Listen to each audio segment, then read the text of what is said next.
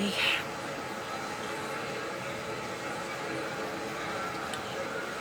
Good evening. Yeah, I'm just very tired and very affected by the heat.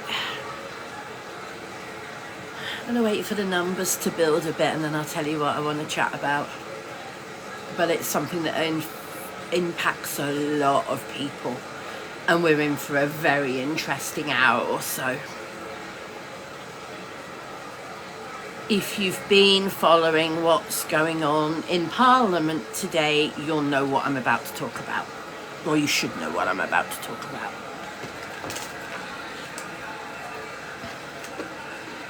And I'm going to admit to being naughty. I had half a tub of Ben & Jerry's in the freezer. Yeah, the half tub's now empty.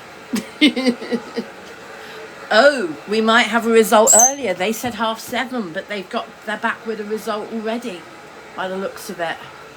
So this is the result of the MPs voting on the amendment by Rachel Maskell MP to throw out the second reading before it happens. So this is the decision from Parliament. I'm watching it live. MPs, this is what's on the BBC Parliament page. It says, MPs have divided to vote on Labour MP Rachel Maskell's amendment to reject the Universal Credit and PIP bill at the second reading, before the second reading happens. The amendment declines second reading as there's been no formal consultation with disabled people and carers. A little while ago it said expected at 7:30. It now says the result is expecting at 7:15. That's 5 minutes or less. So this is what I want to talk about, guys. This is the second reading of the Universal Credit and Personal Independent Payments bill. The reading, what the Chancellor and the Prime Minister want to push through. You know, the changes to PIP, the changes to Universal Credit rules, trying to push disabled people into work who aren't capable of working, and trying to change the rules for PIP when PIP is not an out of work benefit. PIP is for everybody, regardless of how much you have. And basically there's been no consultation for disabled people. BBC Parliament, Leah, if you've got BBC Parliament, it's live on BBC Parliament. I'm not allowed to show you the screen, otherwise I would show it, but you can hear it in the background. Okay, so when the results are read out, I will turn my volume up. Okay, and that might be about to happen, so when it does, I will turn my volume up. Is it live on Sky News? Thank you, Fluffy Hook. Live on Sky News, guys. So if you've got the news, if you've got one of the news channels like Sky News, turn it on. This is huge, because it's not just for people who are disabled now, this is for people in the future. They're talking about making a two-tier system now, so that people who are already on PIP and Universal Credit can stay on the old rules, and people who are becoming disabled, or people in the future who become disabled or need help, will be judged under new rules. That's a two-tier system. Ralph, they're talking. Right, here are the results, guys. Here are the results. Order. The ayes to the right, 149.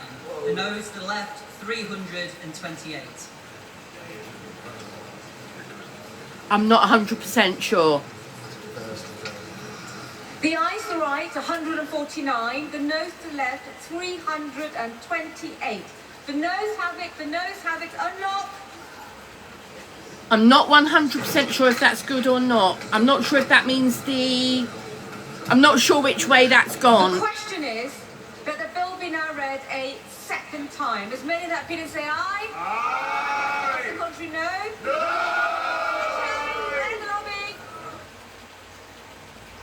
The bill be heard a second time. So now they're voting on, will the bill be heard a second time? So the first vote was on the amendment, which was, no, I might be wrong here. Maskell's amendment was a no. So on Rachel Maskell's amendment of, oh, now I'm confused. They've gone against Rachel Maskell's amendment. Yeah, they've gone against her amendment. I'm not 100% sure what they're now voting on. When it comes up on my screen, at the moment they're just clearing the Parliament chamber. I'm not 100% sure what they're now voting on. I don't have rewind on mine. Or do I? Yes, I have. I don't use this TV very often. So, the amendment that they voted no on was rejecting the bill outright before a second reading, I think.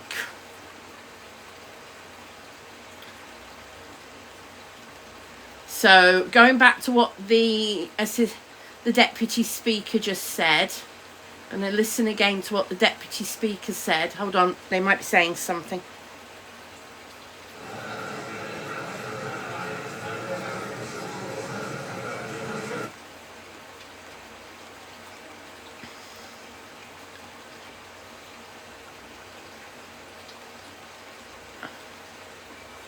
Right, let me just go back to...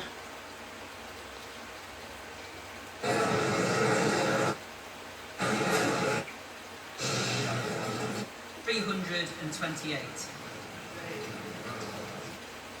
28. The noes have it, the noes have it. Unlock. Just going to listen carefully. The question is that the bill be now read a second time. As many that Peter say aye? Aye. Does the country no? No. End the lobby. So they're now voting on should it be read a second time. So at the moment they're saying should it be read a second time, yes or no. Well, he hasn't lost. That's the point. Well, at the moment the government haven't lost. They're going now to say, are they going to read it a second time, yes or no? That's what's happening at the moment, I believe. So I'm just going to catch up. So I'm trying to understand it. So I apologise for being a little bit unsure myself. This is for the government changing the PIP and universal credit stuff.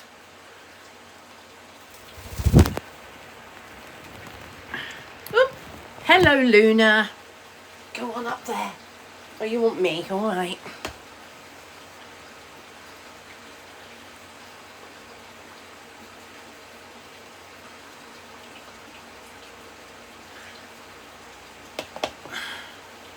Sorry, guys. Just bear with me while I just listen to this.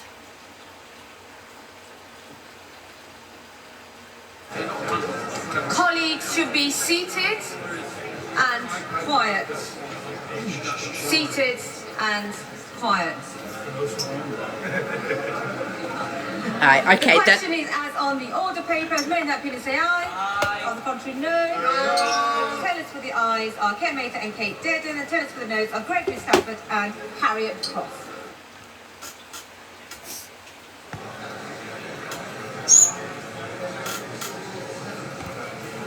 Okay, I'm not 100% sure what's going on now.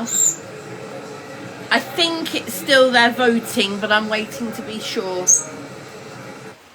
I'm no parliamentary person, as in I don't watch loads. I'm not somebody who sits... Right.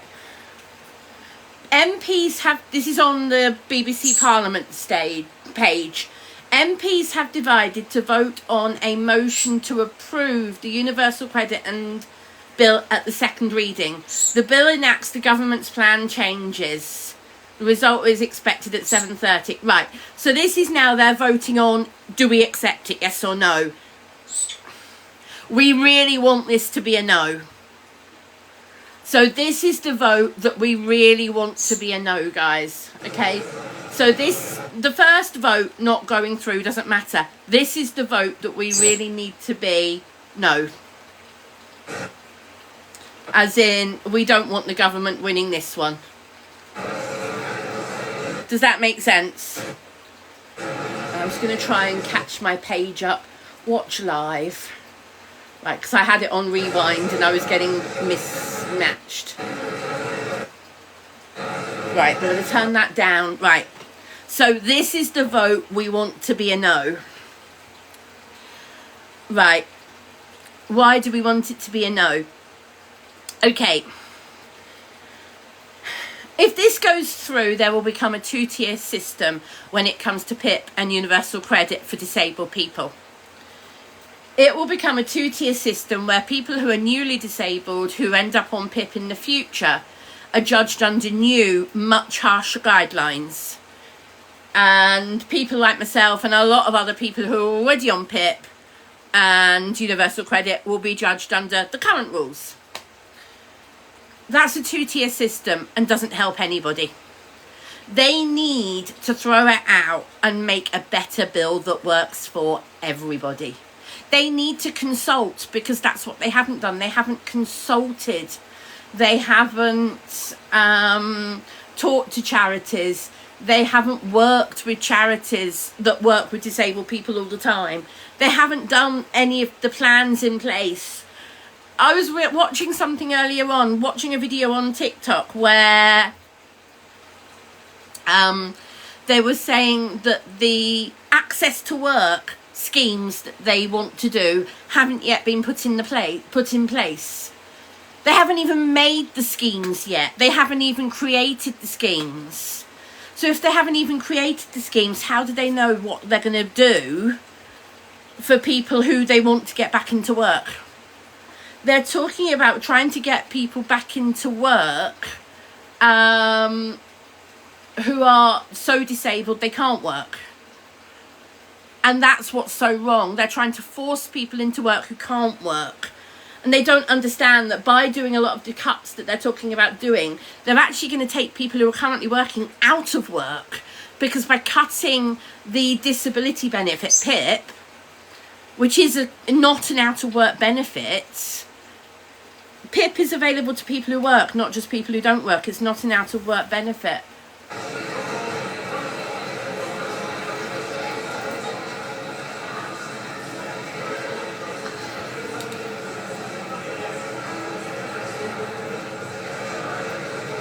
Exactly, Welshie. Exactly. People look at me and think there's nothing wrong with me. They don't see me on my bad days, because even on TikTok, I don't come on TikTok anymore on my bad days. Because I've learned that nobody understands. So I just don't bother. And you realise you haven't seen me a lot in the last couple of months. Quite simply because I've been too rough to come on.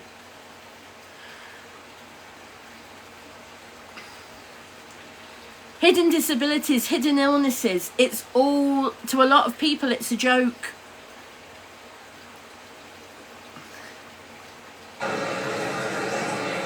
People need to understand it's not a joke.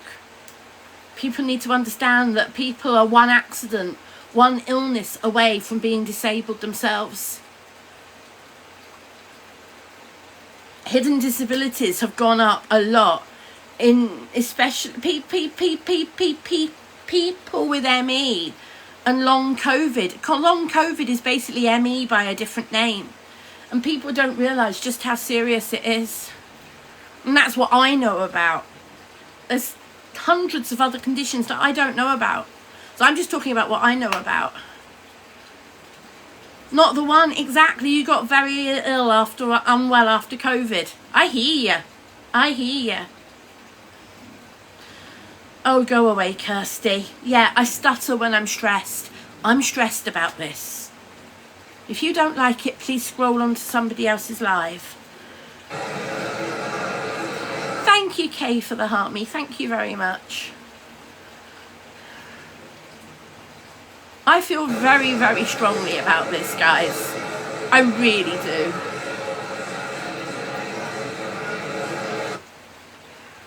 And I really don't want this to go through, because it's going to create, if it goes through, it's going to create a two-tier system, which is so wrong, and it's not well thought out, and it's going to cause so many more problems in the long run. It's just wrong, full stop. There's no other way to describe it. Bee's down here playing with a toy. Back doors are now open. You can possibly hear the pond. And she's now playing with a toy.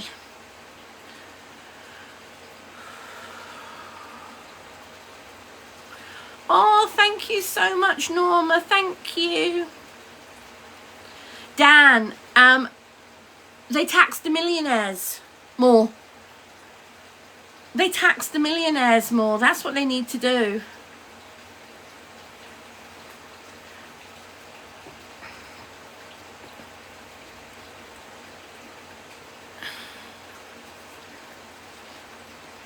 That's not going to happen, Dan.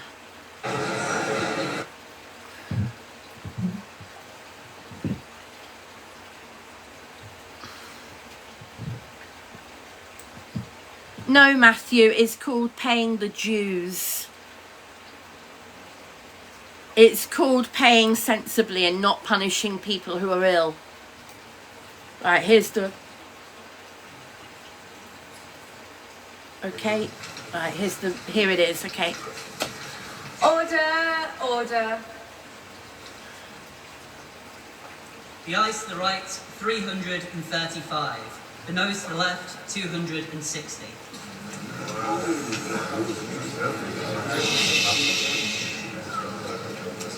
The ayes to the right, 335. The noes to the left, 260. So the ayes have it, unlock.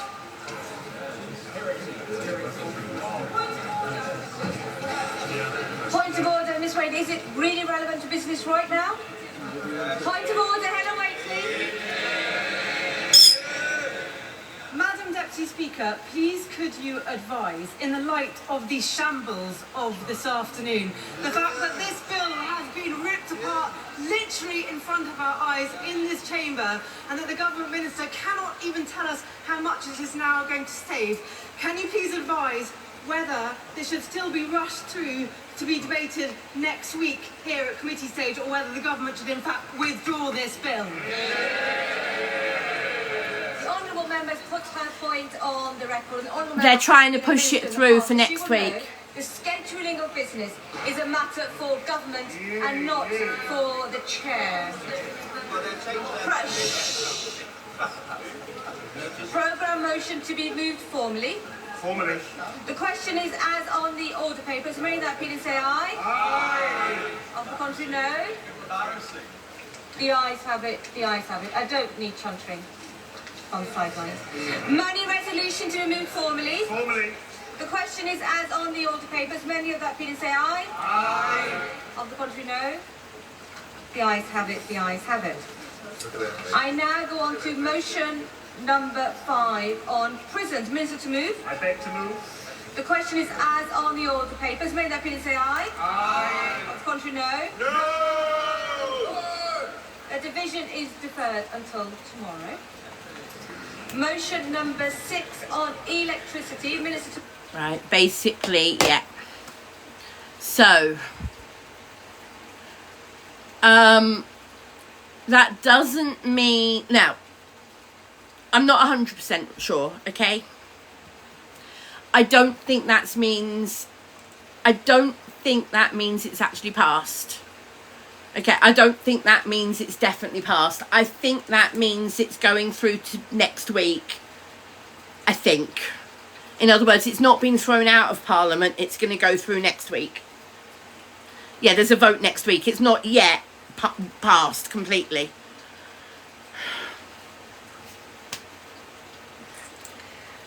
Right, I'm going to change over to the news page.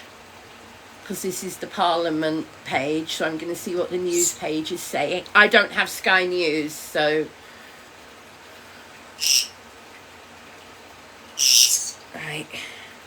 The number of Labour rebels we've now been able to confirm 44 Labour MPs, if you include 2 tellers, voted for the Rachel Maskell amendment. So that is a significant rebellion of 44, not that close to the 83 needed to stall this legislation. Yeah. Of course, but it is significant and a big worry for Sir Keir Starmer. Looking around, we've got Mel Struthers, the Chancellor here, who hopefully we'll hear from soon. A lot of frustrated MPs, but I suppose we're keen to bring you, Christian, a range of different opinions, as well as the frustrated Labour rebels who seem to have stormed Central Lobby in the last few minutes to voice their okay, so it says on the website that they've done last-minute concessions. I don't know what last-minute concessions they've come up with today. Now, it doesn't mean it's actually finished, done. My understanding is next week is they're trying to push it through before the summer recess.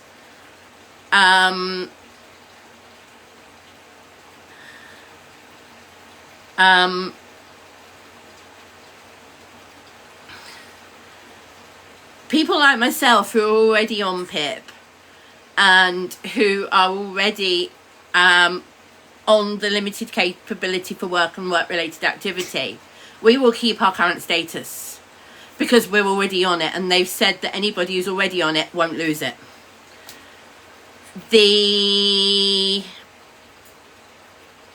What they're talking about doing is bringing in a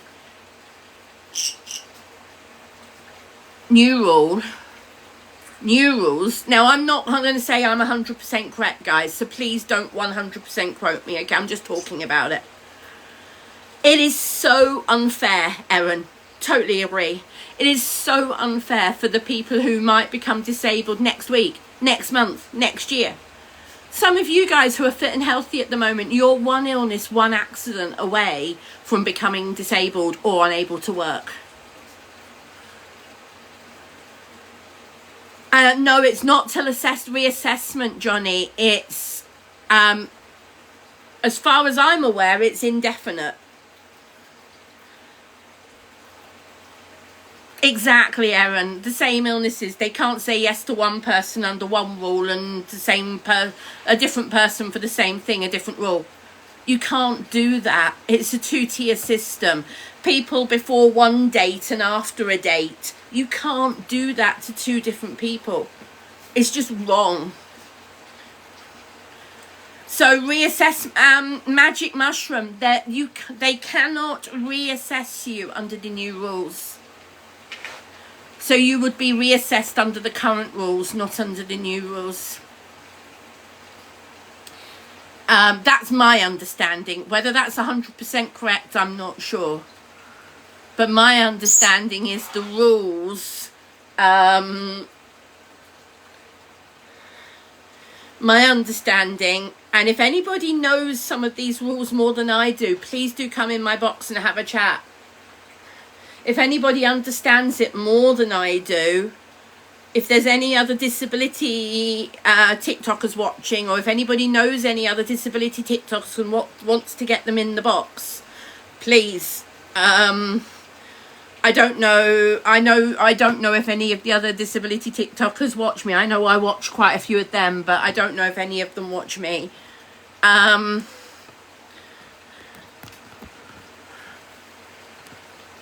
No, Sassy, from what I've been told. This is the thing, Sassy, it's so unclear. From what I've been told, it's not. No, that's the point.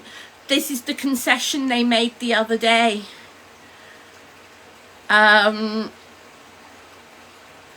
That's the problem. Everybody is saying different things because no, it's not clear to anybody.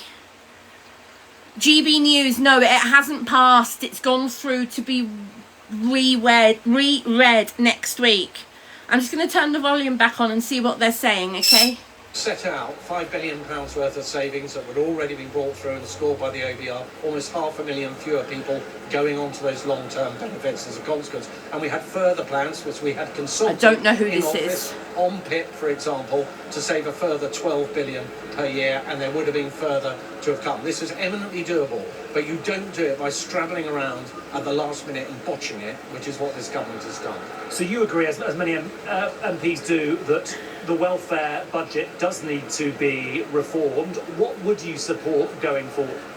So if they can come forward with proposals that will reduce the welfare budget, that will make sure we see more people coming into work, and their reforms actually, including the scrapping of my reforms, would have seen less people going into work according to the OBR, and getting taxes down in the autumn, then absolutely we would support those reforms. But this today came nowhere near that. This is the Shadow Chancellor. Thank you for joining us live. I suppose that gives you a taste of how the Conservatives are feeling about all of this. Exactly, B, you can't trust the word they say. Internal problems. It was interesting that Kemi Badenoch, Christian, decided to respond to the government and House of Commons wanted, because it's such a significant parliamentary moment. So basically at the moment, I'm just going to grab my iPad and double check something. As far as I understand it, yes, they won tonight's reading. They won the vote tonight, but I don't think they've actually pushed it through to become definite. I don't think that's happened. Now, this is why I'm saying I need to double check. This is why I'm just logging in now.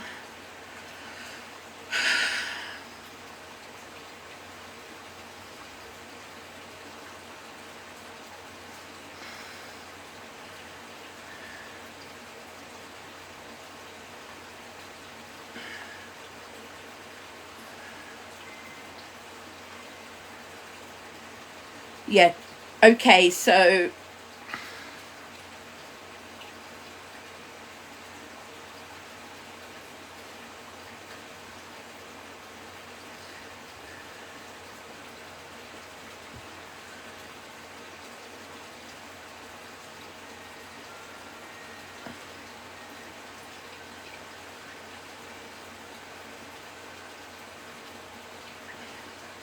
I'm not sure whether that means it's gone through or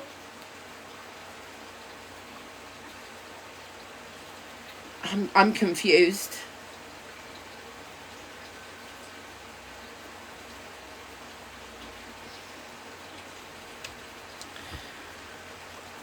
I am confused. Yeah, I'm starting to think it's actually been passed, and if it's been passed, this is so wrong. This is so wrong. If it's actually been passed, this is so wrong. So it's just joined us. Baroness Aisha Hazarika, the political commentator, is here. Joe Twyman is still with us. We'll get to all of you. Of course, we've got people coming to the microphone across the road at Central Lobby. Rob, first of all, because I know you have to go, give us an editorial 30,000 feet view of what's gone on here this week. Well, I guess what I'll try and do is distill what I've been hearing from the politicians over there. That's kind of what we're supposed to be doing. And I think I've picked up four things. One, kind of an entirely obvious observation, which is this is not where you'd want to be, right? Nearly a year on from winning an absolutely massive landslide. So that's number one. Number two, again, not entirely, doesn't require great brains. Think of this one, which is how does Sir Keir restore relationships with his party? Because one of the really interesting things that I'm not interested in hearing about Keir Starmer. I want to know more about the...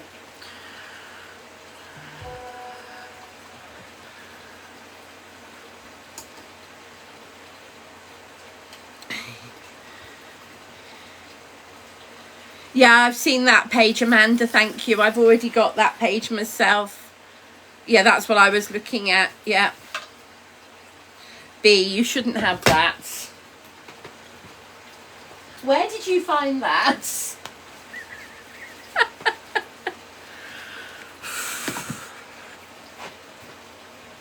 Oh, I can't tell you how angry I actually am right now.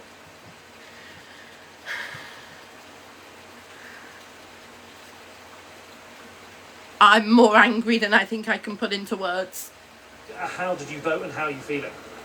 Well, I voted against the bill, and I don't know how people who voted for it can actually justify voting for it because they don't know what they voted for.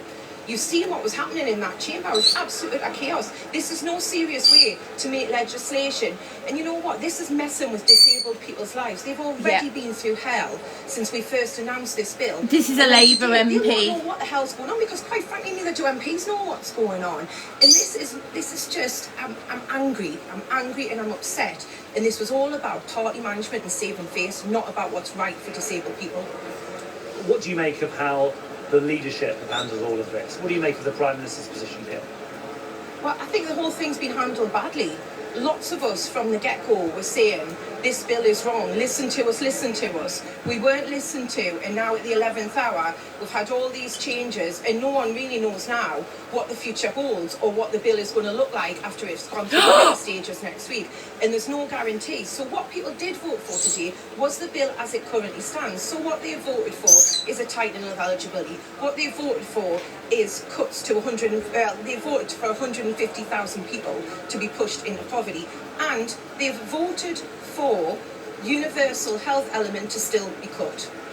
I saw you talking to Angela Rayner, the Deputy Prime Minister. It looked like she was comforting you. Can you describe the emotions that you and other MPs are feeling tonight? I don't think I needed comfort, and if anything, I'm angry. And, You're angry. I I've think a lost lot bit of faith us are in going to my be party angry as yet well. Again, after the winter fuel debacle and now this, I feel really upset. I think this is a shameful day for the Labour Party. And why is Couldn't it shameful? agree more. Because many in your party and in other parties think that there should be reform of the welfare system and that the bill and forecast, this burgeoning bill... I'm going to doesn't say need to happen. something that It's could about actually public money, right? be Nobody's saying that debatable, that doesn't need to be but tackled. I actually Anyone agree there watching need what's to be going on in that changes. chamber, there I hasn't anyone agree said there need to be that they know changes, what but bill not they like voted this. for. And how can you then go back to the people you represent, your constituents, and say this is what This I is voted so for, badly when thought out. It's a total mess. Nobody knows. This is not how responsible governments make legislation. Exactly, Has this emboldened you criteria as a have backbencher? changed. Is there other I'm not policy just talking that about you for think myself. you can I'm talking shape about for because people who of are the not yet even problems Of disabled. the last month with Keir Starmer's 3 U-turns on policy? Some of I you think might be anyone who's actually watched my affected. career, you know, I've People been who part are of not it for a ill, decade. people who I've are always not done exactly what's right disabled for will my be affected constituents, by this regardless going of party forward. loyalty, and I'll always continue to do that. So I didn't need emboldening. I'm already there. As for Liz Kendall, Work and Pensions Secretary, some would argue has been damaged by the events of the last week. What do you make of her position? Is that sustainable? I wouldn't want to speculate on people's positions. I would just say that this has been handled terribly. And again, this is no way to make legislation. Emma Lawback, the Labour MP for South Shields, thank you for joining us live on BBC News. I think that's... I like what she said, and that's a Labour MP.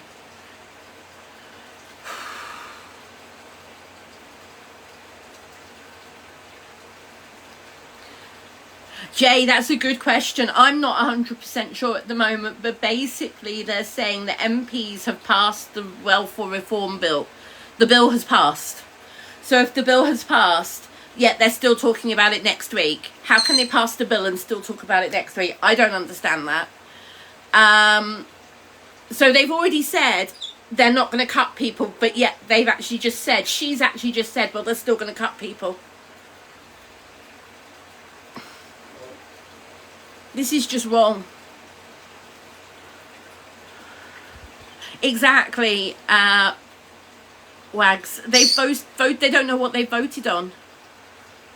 I'm just going to turn this up again. Well, it certainly has been a really, really difficult day for the party. I mean, we are coming up to our first anniversary. In fact, this is not what anybody would have wanted. I think there's many different strands to this story. Look, the first thing is... Again, they're talking about the party. I'm not interested in the party. That's what I'm trying to work out, Louise. Is there actually another vote next week, or has it actually passed? Is this only stage 1, or has it fully passed? This is what I don't understand.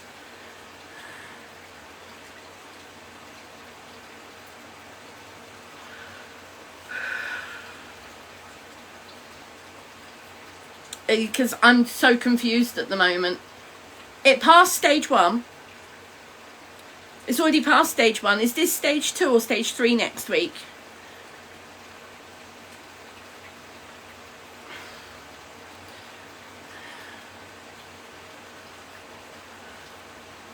So this was stage 2. They've passed it on the second reading. So now because this is the other thing, because they've changed it to a money bill, it doesn't have to go to the House of Lords.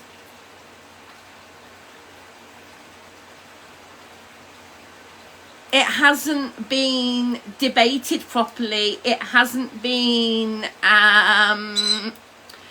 really thought out. It hasn't. They're trying to push it through before the summer recess, because over the summer, if they left it till September, over the summer the charities and everybody else would have time to rally together to fight against it better. And that's what they're avoiding. They're pushing it through so that big charities and things can avoid getting together and organising it for more scrutiny.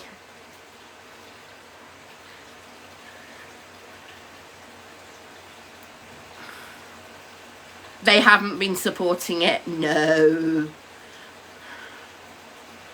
Cam, I'm not talking about for me. Thank you for that though, Cam. I'm talking about for millions of people going forward. That's my understanding, Welshie, but it's not clear. It's not clear. Lucy, I don't know. Please don't panic, Lucy, because I don't know either. This is the thing, B. So many of the MPs didn't know what they were voting on, not properly. Shauna, I hear you. I hear you. I don't think it will affect... Well, I don't know. I'm not going to say that because I don't know.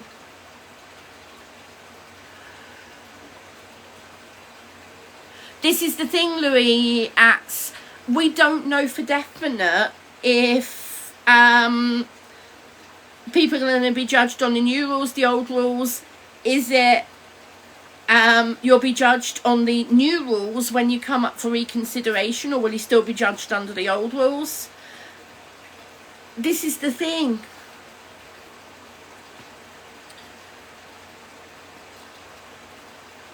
Smiling Assassin, this is the thing. As far as I knew, until before this conversation now, I thought it was the old rules should be reassessed under.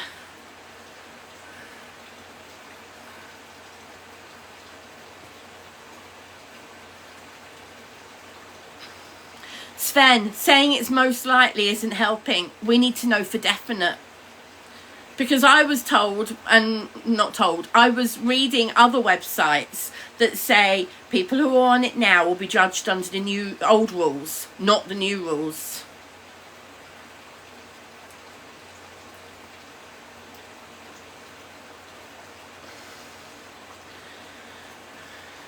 It will make, especially providing employment support. Look, when we were last in government, what the employment support? Employment gap fell and fell and fell. It stalled under the Tories. They scrapped the New Deal for disabled people. We are now putting back in place really important employment support. And that's really important because those who can work should work, but they often need help to do so. And that's what this Labour Party is for. Haven't you bluntly found out tonight that even with a whopping majority, the Labour Party is just not willing to fund... That is an absolute joke. They have cut... With the new, what they were trying to push through, they're trying to cut PIP for so many people who already work. There are people out there who work already, full-time jobs. One of my friends works full-time in a hospital. She's disabled, she's a wheelchair user, and she has PIP to help pay for her mobility car. Because she can't get a car that needs all the adaptments and everything herself. So if she loses PIP, she loses her car, she can't get to work. How is that helping somebody stay in work when you're losing your transport to get to work? It's like, that doesn't make sense. It just doesn't make sense. That's just one thing. That's not the point, Matthew. I'm talking about Sally. They are Sally. They're talking about taking it off people. Ashley, saying everybody will have to adjust. That's not how it works, Ashley, because it's so much more expensive being disabled in this country. People don't realise that being disabled has so many more costs. And this is what's scaring so many people. I don't know, Nanny Noodle. I genuinely don't know.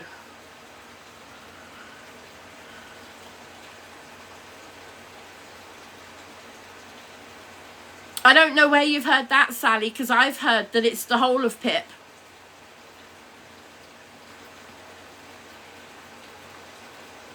Yes, Doreen, if you've already got it, you can keep it. But are the rules saying that if you've already got it, you can keep it? If you come up for reassessment, you'll be judged by the old rules. Or if you're come up for reassessment, will you be judged by the new rules? Because the new rules are completely discriminatory compared to the old rules. Completely different. Because there's a real confusion.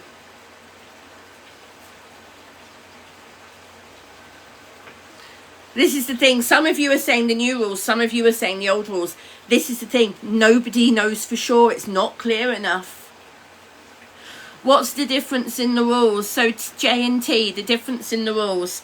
The biggest difference is the 4-point rule.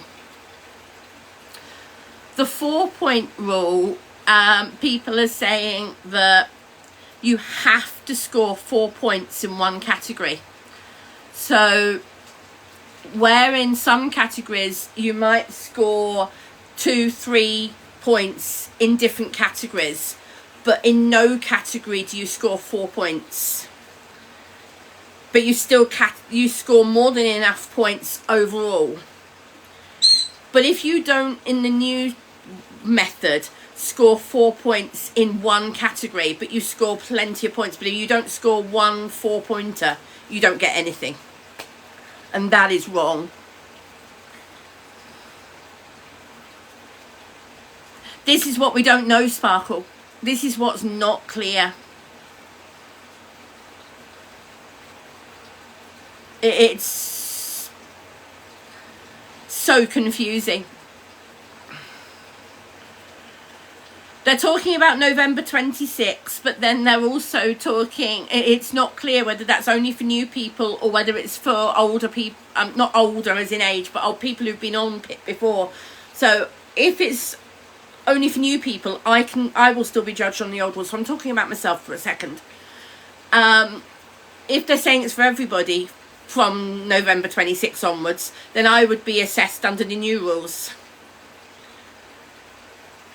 Yeah, this is the thing, Sparkle. Children under 18 who currently are on DLA, once you're 18, you have to reapply for PIP. And those children who've been on DLA for their whole lives will suddenly go on to PIP on the new rules. Is it 16? I apologise. Sorry, 16. I apologise. When they hit 16, they'll go on to the new rules, and they're just wrong. It's just wrong. I'm just going to hear what this person's saying. But of course people will be saying, now what about my future? Where does that leave me? And of course that anxiety builds. So what I would say to disabled people is that we're on your side and we're still fighting for your futures, and we always will. But what's really important now is that government goes into that listening mode.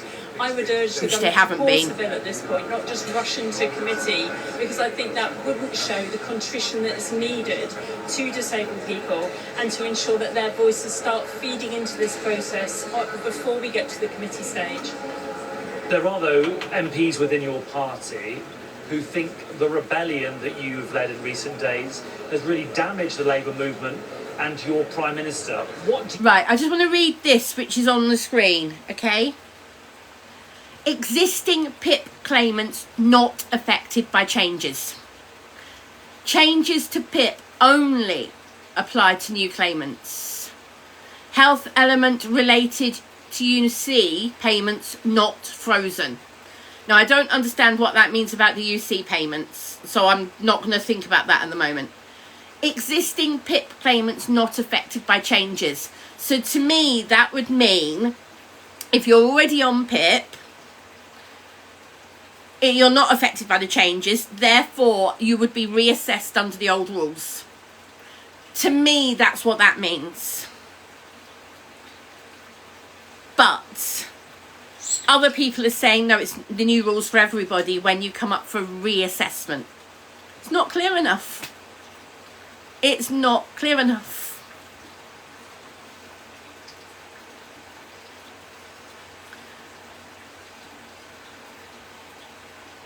At the moment, exactly, J&T. That's how I'm reading it. You won't be affected at the moment. So when it comes to 26, November 26 or whatever, no, you'll be fine. But when you come up for reassessment in 2030, which is when I'm due for reassessment, I'm not due for reassessment for my PIP till 2030. I got a 10-year award. So when my PIP comes up for reassessment, will I be judged under the old rules or whatever the new rules are? So see, two of you there have said, one of you said new rules, one of you said the old rules.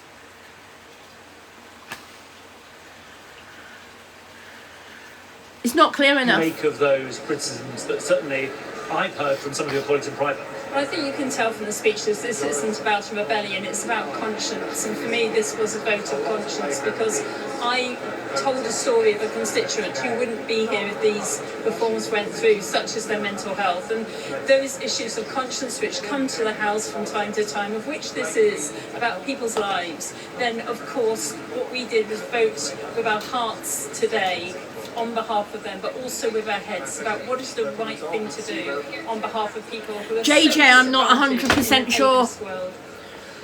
There does seem to be cross-party support, though, for welfare reform. Exactly, Wags. They shouldn't have voted is until it was ballooning. clearer. Some people in your party have argued that people are being trapped on benefits. What do you make of those arguments, and how are you going to ensure that taxpayers' money isn't wasted? Well, I shared them. I fed into the consultation on these reforms as well, and I want things to go even further so we look more holistically at people. So we, as I said in my speech, we don't just look at what people can't do, but what they can do, not just about work, but about the whole of their lives, what adaptations can be put in, how technology can help. There's so much that we could offer people, and I think at the moment there's straight up and down whether or not you get social security or not is simply not enough, and I want a more public health approach so we really do support people well in our communities. Your action has damaged. So I'm going to say something to what she just said. Talking about letting people work who can work and finding what they can do. So I'm doing that. I'm doing TikTok. The money I earn from TikTok, I declare. I go over a certain amount, then my benefit starts going down. So I have a, what's the word? I have an amount I'm allowed to earn before I start losing some of my benefits, okay? That needs to be made clearer to people, that they can earn some money as long as you get the right permissions first. You have to go through the process of doing it at the job centre. And then you're allowed to declare what you're earning and threshold, thank you, that's the word I should have used. So you declare all the money you earn, and when you earn so much, then your benefit starts going down. That is under the universal credit. I don't know the correct words for it, so I apologise. I don't know the correct terminology, but you know, the universal credit rules. I don't understand it fully. I don't know how to fully explain it. That is a brilliant system. No, it's not ESA. ESA is gone or is out the window. ESA is no longer available to new people. They're trying to take people off USA and move everybody over to universal credit. Once everybody is on universal credit, which it should be by the end of this year, employment support allowance will be gone for nearly everybody. There might be a few people who can't be moved off ESA for various reasons, but I don't understand that, but it will be very few people. Nearly everybody will be on UC. That system needs to be talked about more. But I'm going to share another example. Access to work. Access to work is an absolute joke. Access to work isn't talked about enough. Access to work is incredibly difficult to understand, especially if you're self-employed. Access to work is a nightmare to try and get. But access to work doesn't pay you as the disabled person. Okay, I want to make that clear. Access to work doesn't give you more cash in your pockets. Access to work, say for example, this is an example, okay?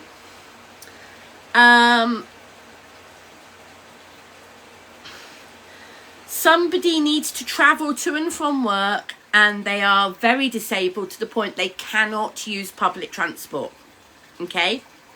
But they've got a job. They need a driver to get them to work and get them home again, okay? That is called access to work. That is where access to work should fit in. And they're making it very difficult to get people that type of thing. Another example for access to work is the correct equipment. Now, you don't get the money for the equipment. The equipment is awarded to you as the equipment you need. So you're assessed, blah, blah, blah. That type of thing. That's what type of thing access to work covers. But it's so difficult to get.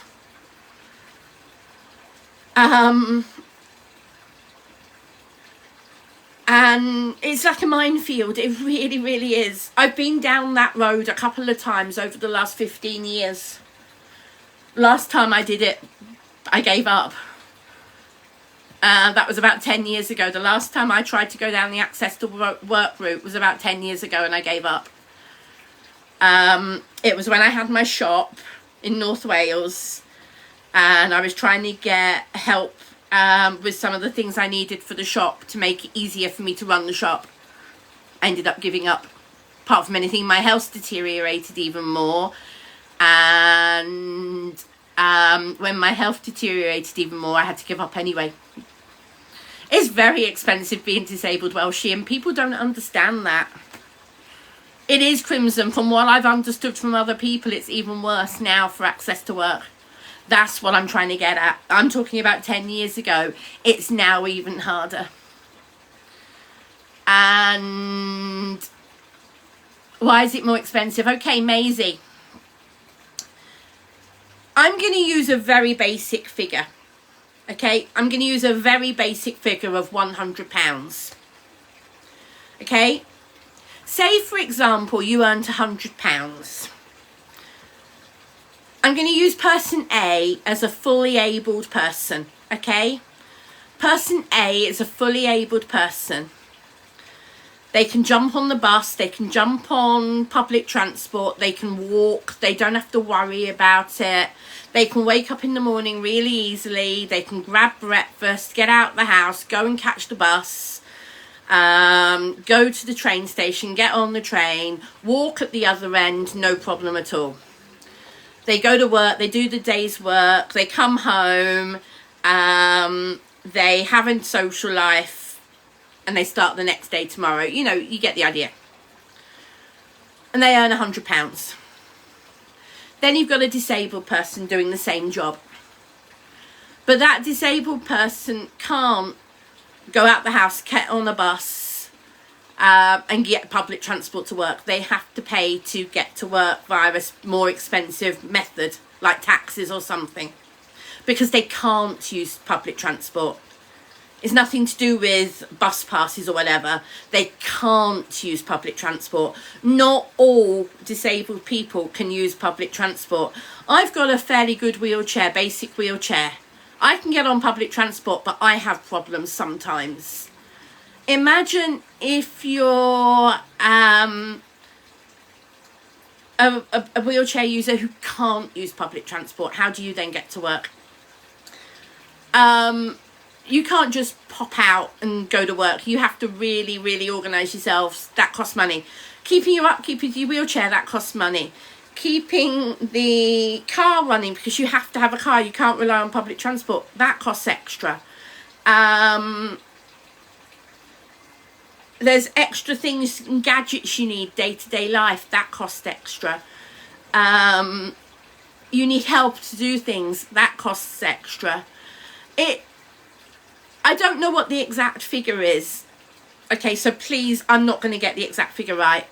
But a charity survey, something in the UK recently, said it costs over £1,000 a month more to be disabled than the average person has.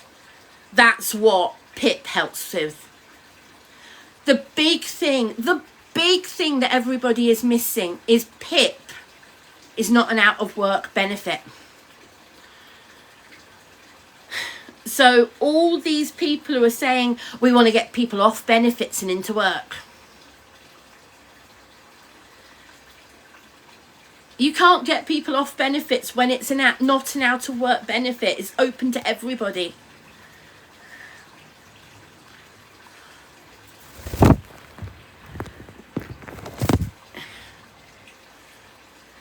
You can't just get up and do stuff. It doesn't work that way. Luna, you just pooped on my shoulder again.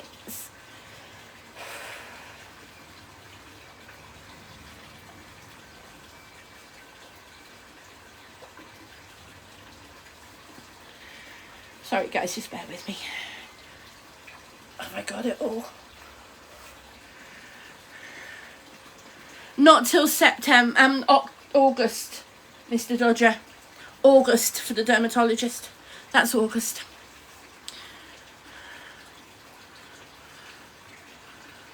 I'm not talking about UC Heartstopper. I'm talking about PIP. At this moment, I'm talking about PIP.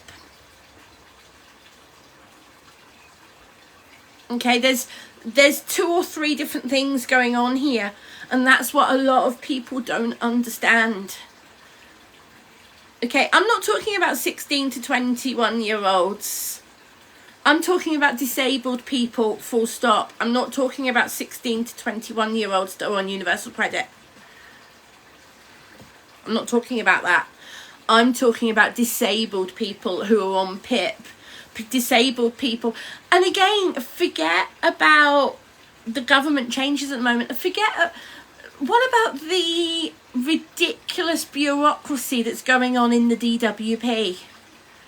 What about the absolute mess the DWP are in doing PIP and the PIP assessments? How much money the DWP waste on PIP assessments that get rejected and then go to appeal and are overturned at appeal because the PIP assessors aren't trained properly and the PIP assessors throw people out when actually they should be awarding PIP.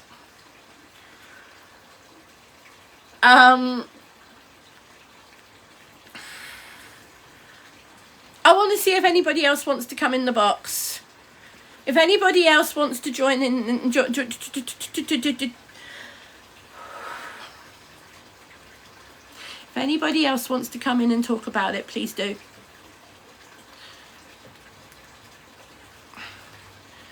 If anybody else would like to come in and have a say something, please do.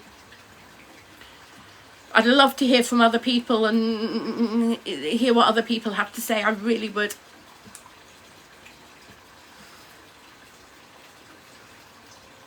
They're untrained, full stop, Mr. Dodger. They are trying to get people to look more at saving money than awarding PIP to people who need it. They're more interested in saving money and turning people down. That's what they're doing. They're more interested in saving money for the DWP than actually awarding PIP to people who need it.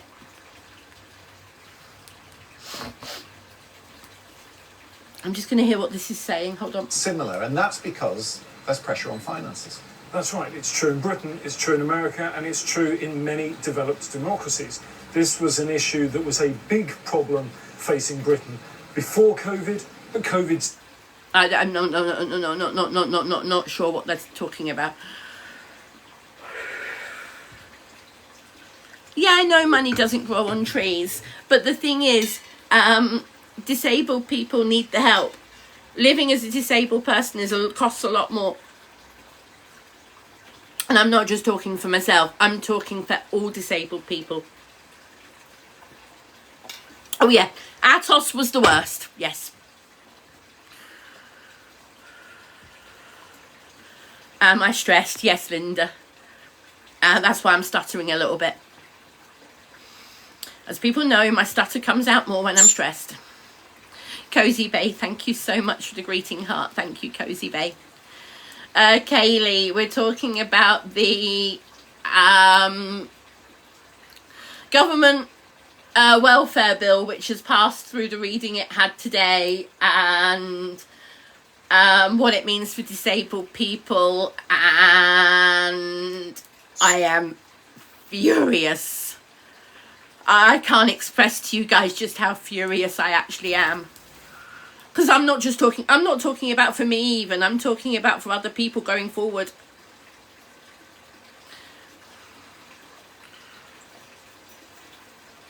Yes, that is the end goal, Keslers. But basically what they're forgetting is people with disabilities need help. People... Okay, I don't know how many people in here are fit and healthy. Okay? I don't know how many people in here are fit and healthy. But they're talking about making it a lot harder to get PIP because they're talking about changing this new 4-point rule. And this new 4-point rule is going to mean that so many people could lose their PIP. And so many more people will be judged on a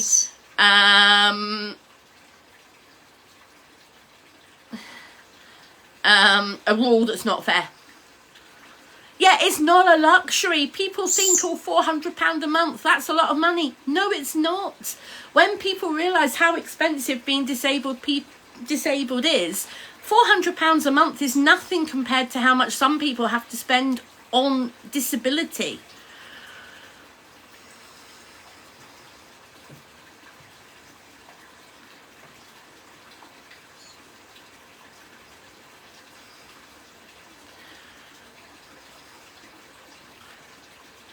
I don't know, Kaylee. That's what I want to find out.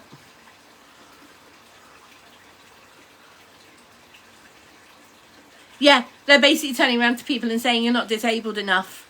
That's what they're saying at the moment. I quite agree with you, Ems. That's because so many people are at the moment going to appeal and winning on appeal. They're wasting so much money by people taking them to tribunal and appeal. They're not getting it right in the first place, and they're wasting billions doing that than getting it right in the first place. Actually, Parker, if you look at the disability fraud, it's something like 0.02% for disability fraud. Because PIP is so hard to get, it's something like 0.02%. It's so small. And that's what a lot of people don't realise. YOLO, I actually agree with you. They should look at health records more because the assessments are done by people who don't know you. The assessments are done by people who are not medically trained, and the assessments are done by people who want to save money, and they get bonuses for saving money. I'm not worried about myself, Dot. The changes at the moment won't affect me. I'm actually pissed off for the people it will affect, and that's some of you. This is the thing.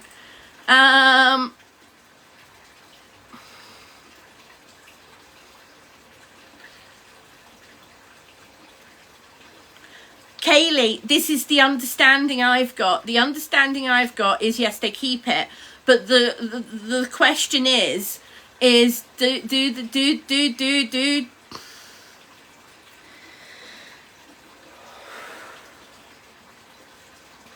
when they come up for reassessment, do they get judged under the old rules or the new rules?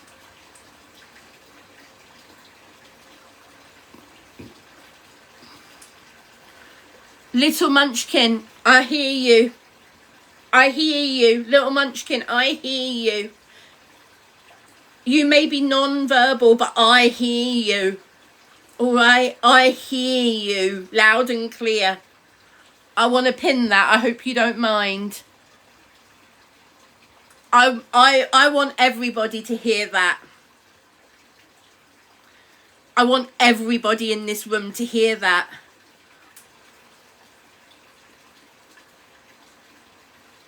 Everybody should be judged under the same rules, Sammy Babe, yes. Everybody should be judged under the same rules. There shouldn't be a two-tier system.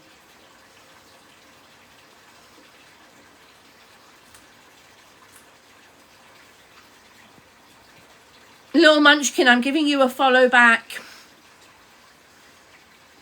I don't know if you do lives, but if you do, I'll come in and watch.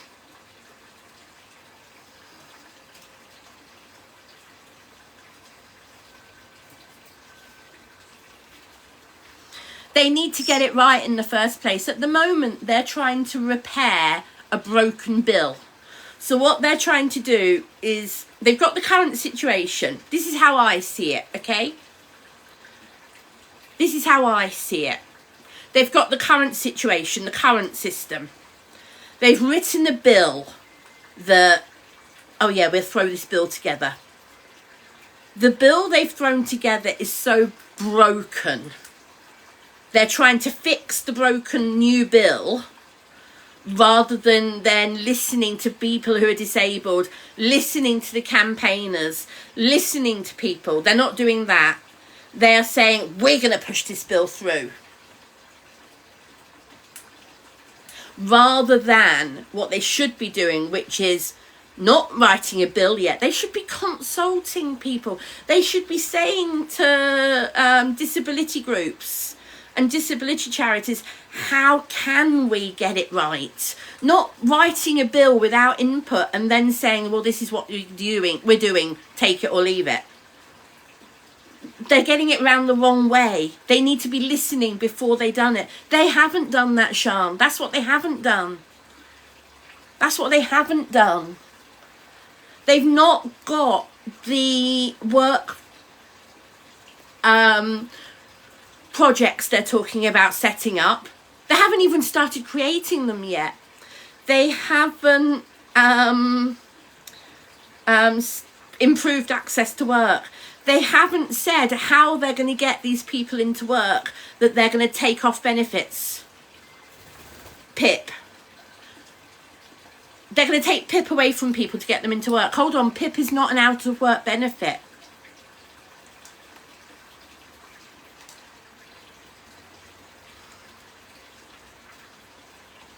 They're not listening to them, no, Sean. They might have a minister for disabilities. You think one minister can do everything? No, they can't. They need to get it right.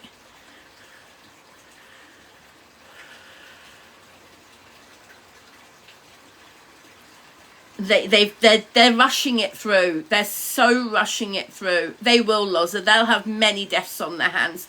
They'll have people who are so scared, who don't understand what's going on this evening. They're going to have so many people out there scared. Even right now. I feel for so many people. I really do.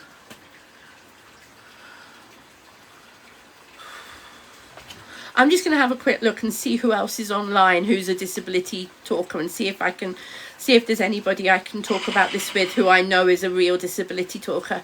Just bear with me a second, guys. I'm just going to have a quick look and see who else is online. No, none of them. None of the ones I follow are online at the moment.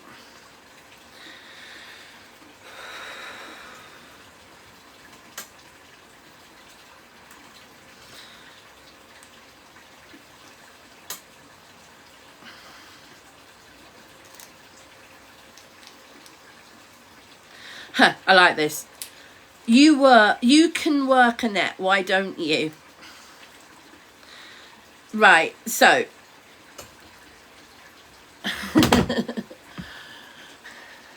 I'm working right now. TikTok is my job. Okay? That's number one. I am self-employed. I'm registered as self-employed working on TikTok. I declare my money that I earn every month. Okay? That's point number one. If I earn more, I don't get less benefits. All right? People turning around to me and saying you can work. Actually, I can't go out and get a job. I can't do something one day and do it every single day. Yeah, I can do something once, one day. It doesn't mean I can do the same thing every single day reliably. It doesn't mean I can do it repetitively. It doesn't mean I can do it safely. It doesn't mean that other people who can do something one day can do it every single day.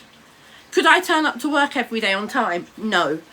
Could I be relied on enough to be able to sit at the job and do the job for 8 hours a day or 4 hours a day or even an hour a day? No. And that's what people don't understand. Samurai, right. Number one, Samurai, I'm not on TikTok every single day. No. Secondly, my hours vary drastically every single day. I will in a second, Matthew. Some days I can do more, other days I can't. When I'm working for myself, I can choose where I am. I can be sat in this chair, I can be sat in the garden, I can be sat in bed. Can't do that when you work for a company or a business. There's so many things that other people don't understand. Yeah, Lauren, so have I. As soon as somebody sees a disabled person applying for a job, they discard it because they've got 100 other people applying for the same job. Why employ somebody who's disabled when you can employ somebody who's not disabled and it's a lot easier for you? That's what goes through the minds of so many bosses. Right, I'm going to bring Matthew in because he wants to. I've no idea who Matthew is. I've seen him around a little bit, but I don't know who Matthew is. Hello? Hello, Matthew. Can you hear me all right? I can indeed, yes. And you sound like you're over 18. Yeah, I am, yeah. So I always ask everybody, so I apologise. Yeah, so like basically just to answer like what because you're saying you're a bit confused. Anyone before November 2026 that's up for renewal will be on the old system. After November 2026, everyone, even if you've already been awarded PIP, will be assessed on the new 4-point rule. That's the problem, Matthew. That's not what I'm hearing. But what? Just one more thing. But if you are denied it on your reassessment, there's automatically a 14-week grace period, Matthew, so you can go. I've heard that's been scrapped. No, it hasn't been scrapped. No. So there's going to be, because there's obviously going to be so many people that are entitled that they're going to now say aren't entitled. They've given you a 14 weeks to say what's the word I'm looking for? Sorry, I'm getting muddled here. To basically appeal it. So Matthew, I'm just going to stop you for a second. Little Munchkin's agreeing with me. Lane is agreeing with me. No. That's been scrapped. No, it's definitely not. It's on the. If you go onto the government website, you'll see it there. Okay, I'm going to stop you, Matthew. It's not that I don't want you to say it. I don't want to confuse people even more because my understanding is that was the original plan, and my understanding is that has been scrapped. Well, from what I can my see, understanding. Yeah, fair enough. Okay, I don't know if anyway. I don't want to argue with you, Matthew. I'm just saying. No, that's grand. My understanding is that's been scrapped. Daisy said it's on the news. It's been scrapped. Oh, okay. No, this is the thing, Matthew. I really want to make it's very confusing. What I don't want to say to you and other people, Matthew's right. I don't know that you're right. I don't know that you're wrong. I'm going by what everybody else is saying. People are saying in here. Yeah, well, Elaine, I don't have Sky News. I It's wish so I did. confusing actually because I'm just looking at the comments here saying it's on Sky News. Like it's very confusing because the government website saying one thing and I've Sky News on here in the background is saying a different thing altogether. Exactly. This is the so problem, so I Matthew. don't think they even know themselves, to be No, honest. they don't. This is the problem. This is what one of the MPs on earlier on said, and this was a Labour MP saying it.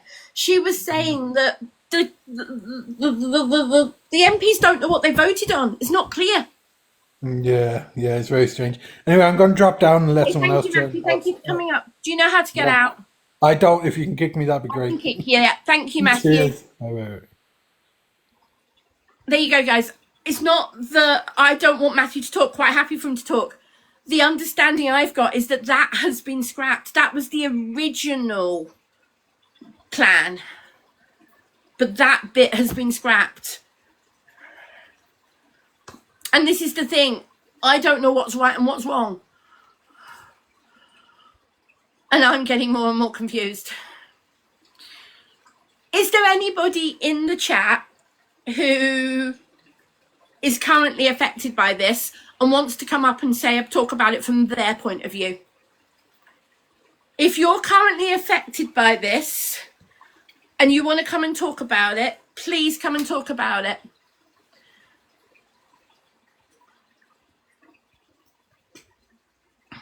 Please request a box and I will happily bring you in as long as you're over 18. Poppy May says, I don't get why you're stressing about it so much. It's not happening this year. Poppy May. Okay, Poppy. I'm assuming, now correct me if I'm wrong, please, Poppy. I'm assuming you're a fit, healthy person working. She is, TC. I completely agree with you. Poppy May, I apologise. I'm only going by my own assumption. You can please correct me if I'm wrong. Poppy May, you say you can save. Doesn't work like that, Poppy May. Right, you're a fit, healthy person. You're one illness or one accident away from being disabled. You're one illness or one accident away from being a wheelchair user. This is for everybody. I'm angry about this, not just for me, but for everybody. Because why have a two-tier system? Why have a two-tier system?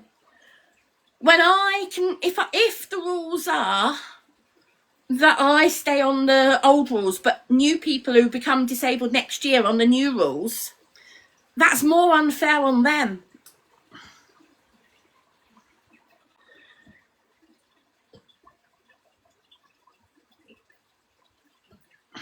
I'm not talking about UC, Sean, I'm talking about PIP.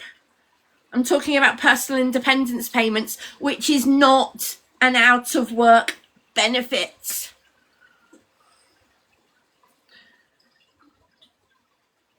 I'm not talking about unemployment benefits.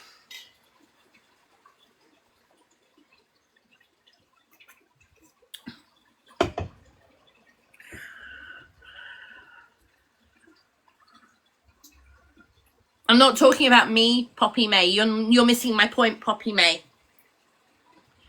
I'm not just cross about this because of how unclear it is. I'm cross about this for the injustice for everybody. Pixie. So, Pixie, I don't know how this will apply to you then. If you're still on disability living allowance and haven't yet transferred over to PIP, Pixie, you might be of the category, I don't know how old you are, Pixie. I know you're one of my regulars and I don't know how old you are, but you might be in that age group where they're not transferring you to PIP because eventually you'll be on the older person's one. I'm sorry, I don't know what it's called. So you're younger than me, Pixie. So why have they not transferred you to PIP yet? To me, that doesn't make sense.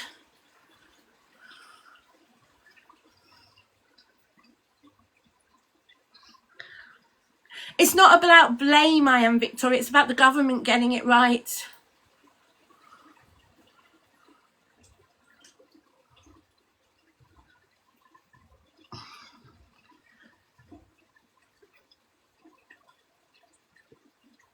Hey, if I'm Poppy, this is the thing, Poppy May. I want people to understand it's not just for people like me who are already on it. It's for people in the future like you who could need it in the future, and you get judged under completely different rules. And you know what? Couple of years time, they sneak a bill quietly through Parliament. Oh, we're just making an amendment. Everybody's being judged under the same rules. They U-turn so quickly on things. What's to stop them U-turning on that?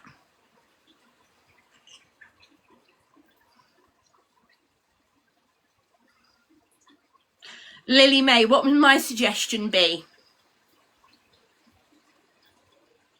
I don't know. I'm not one of those people who can work on it. I'm not one of those people. You can't have one person making these decisions. It can't be done in a very short space of time. They need to take it back to the very basics. Here's a couple of examples for you. If they funded the mental health system better, and I am talking mental health, not physical health for a minute.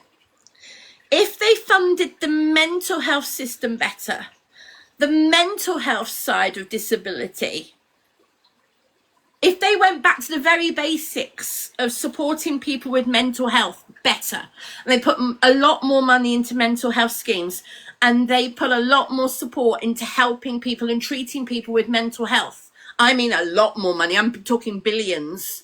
If they did that, they would end up over the next 10 years reducing the mental health bill and bringing people off of PIP who are mentally ill. But they need to take it back to the very, very basics. Sammy Babe UK, where did they get the money from? I could say a few things there, but I don't want to upset anybody.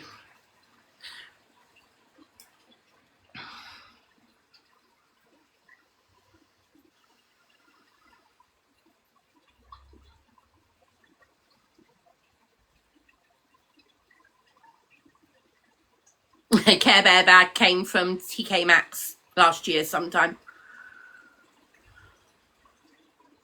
Yes, Sean, but new people come along, I agree with you. But if they had the mental health funding right in the first place and they treated people earlier, they wouldn't have the backlog they've now got. The backlog they've now got of people being not treated, therefore they're living on benefits because they're living on benefits because they're not being helped with their mental health.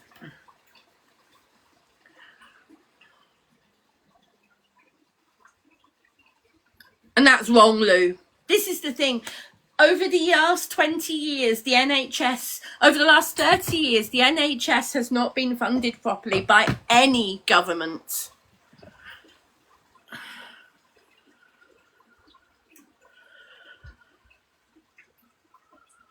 I hear you there, Jake, and I agree with you. They're judging everybody under the same label. Oh, I totally agree with you, Maisie. I'm just using mental health as an example. I'm just using that as an example. Okay, I'll use my other example, ME. Hungry Girl, I'll come back to you on that one. I'll use my example, ME. If they put more research into ME, if they did more funding on research for ME, there wouldn't be as many people with ME in the UK who are as ill as they are if they did more funding and research into proper treatments for it. If it doesn't affect me, why am I reacting? I think that's what you mean, Hungry Girl. Because I'm angry about a two-tier system. I have the right to be angry over a two-tier system. I have the right to be angry over a government that's not helping everybody. I have the right to be angry over a system that's not treating everybody equally.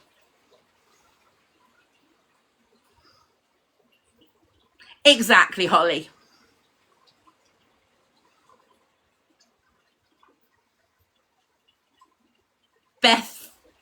Sending you love, Beth. I hear you. I hear you. I hear you. Luna's right here. Quite happy. Calling down. There's Luna. She's up there. She's playing on her perch, and she's quite happy. Nothing's wrong with her.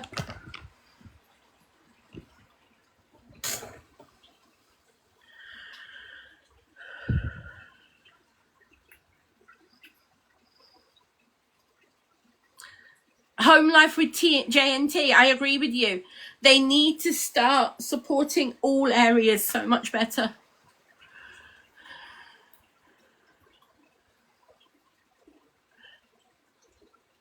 Oh, I completely agree with you, Fluffins. I'm not talking about different disabilities. I'm talking about they can't have a two-tier system when it comes to PIP. When it comes to universal credit, they can't have a two-tier system on how people are judged. Future-proofing says, why don't you become an MP and make changes? I couldn't be an MP future-proofing. I'd actually love it. But you know what? I'm not well enough to do it.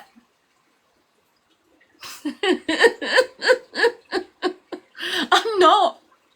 I wish. I'm not. Does anybody else want to come in and talk about their experiences? I'm opening my boxes, guys. I'm saying if anybody has an experience they want to talk about.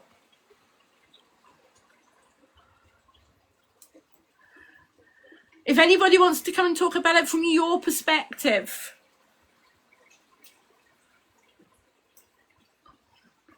This is your chance. If you want to talk about it from your perspective, I'm giving you a chance.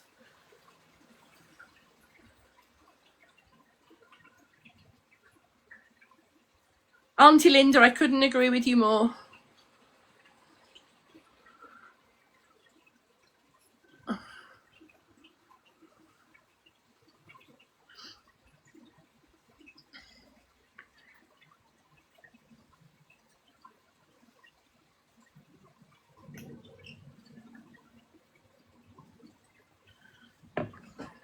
If any of you want to come in and talk about it from your perspective, I'm more than happy for you to do so.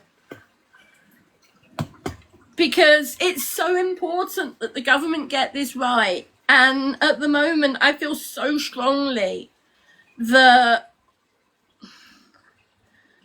at the moment they're trying to push things through that people don't understand fully. And I'm talking about MPs and don't understand what's going on fully. They're trying to push things through that just don't make sense. Cheryl Pop, come in the box. It doesn't matter. You're entitled to your opinion. Yes, I have Heartstopper. I filled in the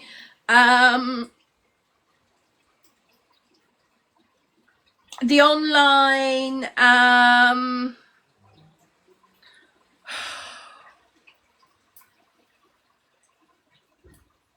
what's it called? The online letters that some of the charities have set up. I filled in a couple of those and sent them off to my MP, yes.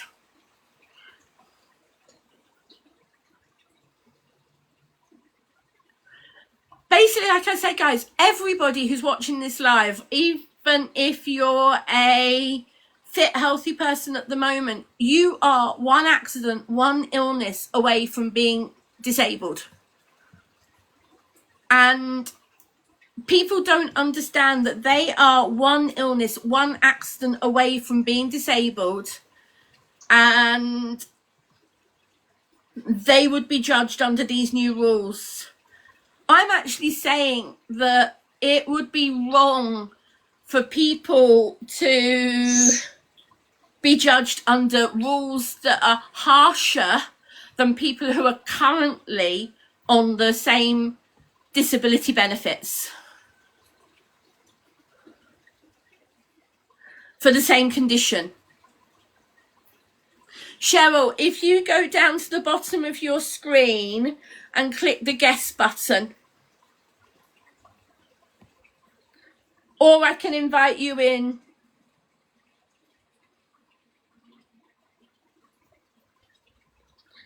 See if I can find you on the list, Cheryl Pop.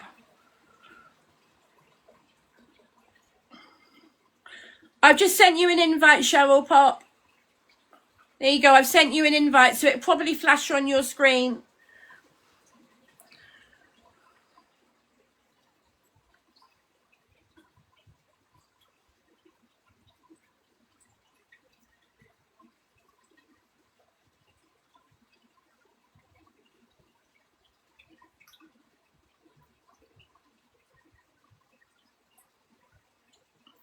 That's okay, Cheryl Pop. Yeah, take your time.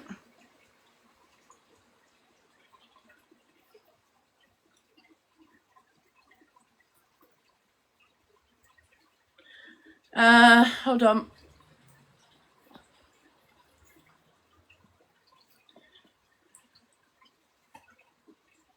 Sison 96. I don't know who you are. Okay, that's why I turned you down, because I don't know who you are.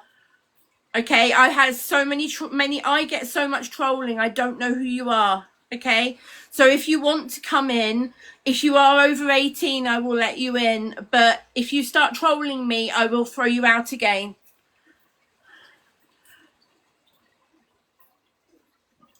If you want to come in and talk, that's fine, and have your opinion, that's fine. But we keep it nice, we keep it kind, we keep it polite. You're entitled to your opinion.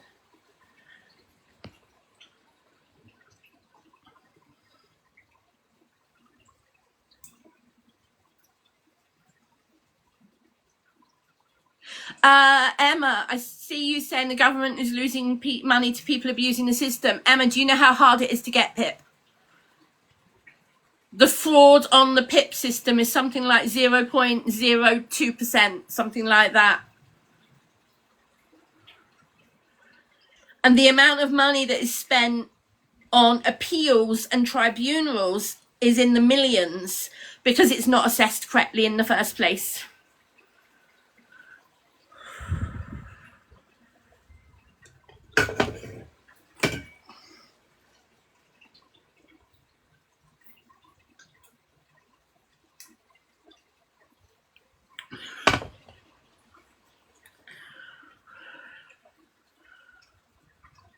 Sammy, there's so little fraud and people on it that shouldn't be, because PIP is not an out of work benefit.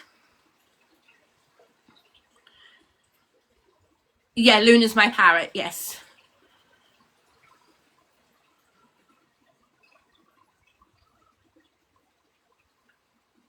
You're welcome, little munchkin. Okay, Cheryl, I'll re-invite you. Hold on.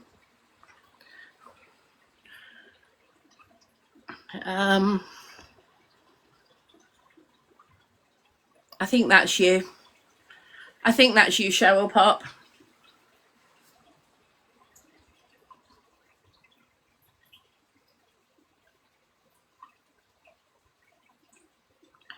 Did you get it? No. PIP assessments are not done by doctors. Ow. Sorry. I said earlier on today, my carpal tunnel is being triggered more by the heat, and I've got pain shooting through my fingers at the moment.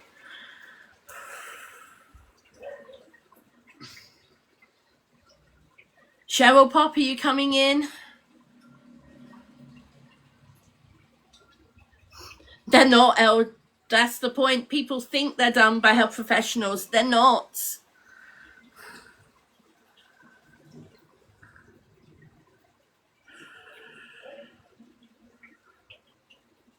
Yeah, Pat, I've been sinking my arms and my wrists into bowls of water and sinks of water. Exactly, Leanne. Okay, Leanne, Cheryl Pop, I'll do it again. Oh, I've got you. There you go. That should have worked, Cheryl. Can you hear me? I can. Hi. Hiya. The floor is yours. I'm going to shut up for a minute. Basically, what I want to say is up until about 5 years ago, I'm 38. Up until 5 years ago, my life was okay. I had a job, I had good income, and then had an operation, and my life completely changed. Yeah. And I'm with a lot of people on here. I know there are people that abuse the system, but what I find really hurtful is the genuine people like yourself and like me and like others on here with like autism and that. We're penalised because we can't work, and people don't see on a daily basis what people go through. And I find it really sad that as a society, we have that opinion of people. You didn't choose to have what's wrong with you, same as the lady didn't choose to have autism. I didn't choose to have my illness.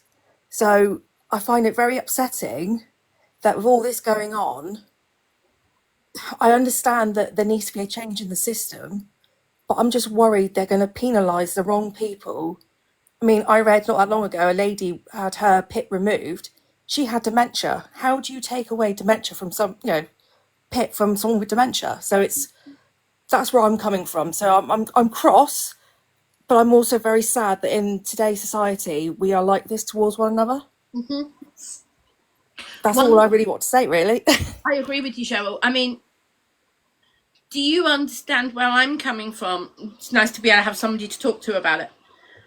People are saying in the chat, why are you angry? Because if you're not going to be reassessed on the new rules, it doesn't affect you. I'm angry because it's a two-tier system.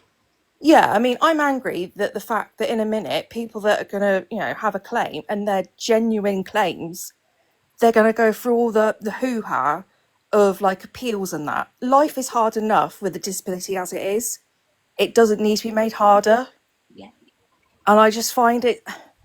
When I was working, I will confess, I was one of these people, that would say, oh, look what they've got, in their house.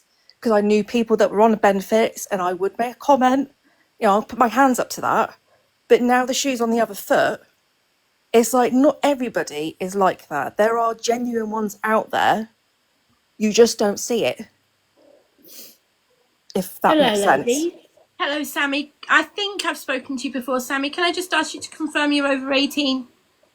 I'm like 55. Trust me, I'm over 18. You, Sammy. It's just really difficult to tell with profile photos. Right, okay. I've got one thing to say, and one thing only. For all the genuine people on PIP, if you can work or not work, or you just need the PIP to get a car so you can work, I have got no problem with at all. And you're entitled to it. You should have it. But there is plenty of people that have dodged the system on PIP. There are plenty. There's a guy down my road, right? I'm not kidding. He's like 35. He does running twice a week. He goes out for a run for about 5-6 miles. And he's got a PIP car. You tell me what is genuine about that PIP. If he can go for a run, why does he need PIP? Okay. I think that's kind of what I touched on. The fact that for all the ones that are claiming who don't need it, it's putting all the claimants that are genuine being tarred with the same brush. Okay, Sammy, I'm going to be 100% honest with you and say I actually think I know somebody in the same boat. I know of somebody who has a PIP vehicle. They hardly ever use it. And the PIP vehicle is with another member of their family to use every day. A PIP vehicle is meant to be for the person who gets PIP, not for somebody else in the family. You can actually nominate another, because there's a lady next door for one. I'm saying you can nominate another person. I'm nominated to drive her car. Yeah, you can nominate another person to drive your car for you. Yeah, I take her to the hospital and back. Somebody to drive the car for themselves. Yeah. Do you understand? But no, all the genuine people, I think PIP's been one of the best saviours for people. Yeah. But there's plenty of people on the PIP system that don't need it. And maybe this is why. If you believe you know somebody who is cheating PIP, now I'm going to say this. Now, remember, I don't know this person, Sammy. I know nothing about them. Okay? But I'm sure you understand what I mean by hidden disabilities. Now, hidden disabilities aren't just physical hidden disabilities. They might, and I remember, I do not know anything about this person apart from what you've just told me, Sammy. Okay, so he goes for a run No, twice a week. let me just He finish does what I was his gonna- garden, and he works full time, so he can do a job. And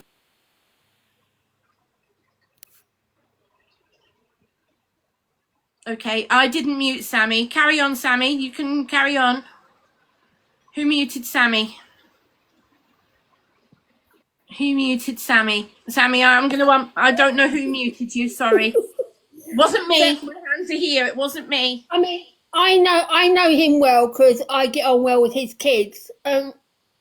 We go round for barbecues, so I know what he's like as a person. I know he has a mental job. I know he does a lot of gardening. He does a lot of running. So why I'm don't sorry. you ask him? Why don't you ask him? Why Maybe I don't you should. talk to him and understand it more? He might be able to explain it to you so you don't have a negative opinion. Then again, you pointing out to him might make him go, oh yeah, maybe I don't need the car anymore. Maybe I'm not entitled to PIP anymore. Yeah, might be worth conversation. But I'm just using him as an example. That's the way to approach it. Yeah, I mean, I'm just using him as an example, but I've heard of other people I know that are on PIP that don't need it. And like you, they've got a car and they don't actually use it, someone else uses it. I know another case of that as well. So there's plenty of people misusing PIP, shall we say. I know of people who misuse PIP. Like I said, I know of somebody who's got a car on PIP. They do not use the car. They do not drive. And I'm aware that their family member has the car and the car is hardly ever at their house. And they hardly ever get into that car. And I'm aware that that person, the family member uses the car on a daily basis. I think that's wrong. I'm friends with this person, as in, I'm not a close friend, I just know them. Does that make sense? Acquaintance rather than friend. But is it my position to judge? Because if they're entitled to the car, yeah, they shouldn't be misusing it. And this is what I don't get. I'm like, nobody should be misusing the system. Nobody. And before other people attack me saying I'm misusing the system, no, I'm not. Because I know there will be people on here who turn around and say that I'm misusing it. Well, I'm not. You go to the argument and say it's not just PIP. Look how many people on universal credit that could actually work, that don't want to get off their backside and get a job. Yeah, Sammy, can we do me a favour and we're not turning this into a attack on people, please? Okay, but I'm just saying, it's not just one area. The whole system has failed, regardless if it's national health or if it's unemployment or if it's benefits. It's the whole system is wrong. I do agree with you that the system needs changing. The system needs taking a lot back to basics. The system needs a lot of work doing to it, and they shouldn't be trying to pick and choose. I want to say, Sammy, thank you for coming in the box and having your say. Yeah, I'm going to go anyway. There are other people who want to come up and say something. I've got some people I just want to come up, say hello. All right, Sammy, thank you very much for coming up. Do you know how to get out, or shall I kick you out? No. Okay, I'll kick you out. Sammy, thank you very much for coming up. Bye-bye. Sam Eliza wants to come up.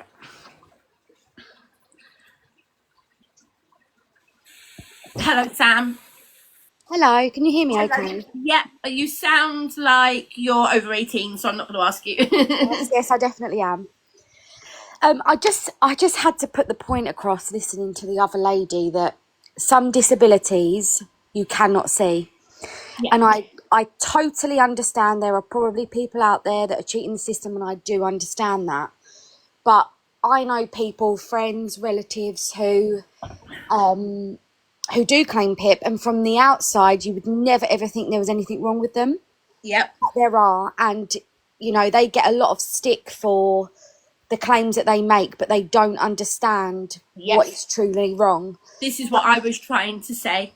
I just wanted to put that out there to sort of have like a bit of a balanced argument about that we need to stop judging people on the activities they do, how they look, because you never know what someone's really going through. You couldn't have said it better, Sam. So I just had to get that across because it was itching me to say it. Can I ask you, if, without being too specific about things, can I ask you if you can you name any of those things that people might not see so that other people can hear them? Yeah, absolutely. So I'm not sure of the actual name of the condition that my friend has got. I'm just going to pour another drink while you're talking. Is that all right? Absolutely. I've got another bottle. I'm just going to have to drink what I've got. Carry on. It's one of those conditions where on some days, you know, she can get about, she can walk, and she looks absolutely fine. And then there's other days where she's at home crippled in pain because she's got something wrong with her muscles and her joints. Yeah, that's similar to what I've got. Oh, okay, yeah, it might be a similar thing then. So to the eye, some days it looks like there's absolutely nothing wrong with her, but a good, 3-4 days of the week she's in crippling pain, in agony. Or very good at masking it and is in pain every day and people don't see it. Yeah, definitely, potentially, absolutely. Another example I want to use, I know somebody who's got severe Crohn's disease. And by severe Crohn's disease, I mean severe Crohn's disease. And is in and out of hospital all the time with Crohn's. That's another example. Do you know of any other examples, Sam? I know of other people that do sort of claim it, but I don't go into asking them why. No, that's absolutely fine. I was more thinking if you actually knew. I don't want to ask people. Yeah, but this is the main one, someone I'm very close to, and they get a lot of people that are just so unkind to them. You shouldn't be claiming, etc. But they don't see that side indoors when they're in absolute agony. Yeah. And just to think that could get taken away, someone could report them for misclaiming. I think we just got to be kind to each other. That's the main thing. We just got to. No, a lot of conditions out there people have where no two people are the same. There's so many conditions out there where no two people are the same. And this is what a lot of people don't understand. You can't put a square peg in a round hole. Hi, Future Proofing. Do you want to join in? Yes. So I've got a bit of a different point of view, if I'm being honest. No, that's fine. The only thing I'd ask you is please don't attack anybody, including myself.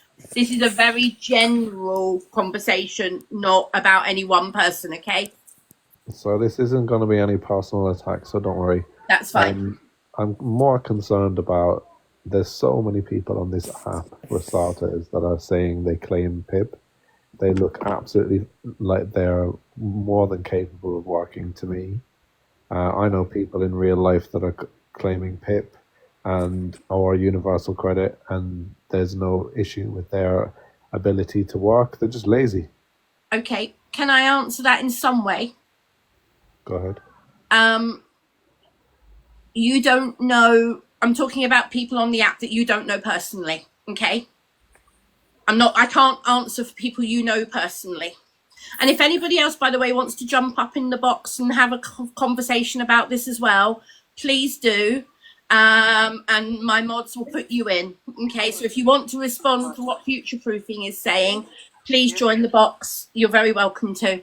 So my answer to you, Future Proofing, is just because you can see somebody on TikTok and somebody is on TikTok doesn't mean you can see their disability and how it affects them on a daily basis. It doesn't mean you can see the pain somebody's in. it doesn't mean you can actually see their disabilities. Hidden disabilities are so complex. I have a hidden disability. On a good day, people can't see what's wrong with me. Right, and I get that, but there's lots of people on this app that are clearly capable of working, and they are just born lazy. The same people say that the immigrants are all taking their jobs. You know, it's a joke, like literally.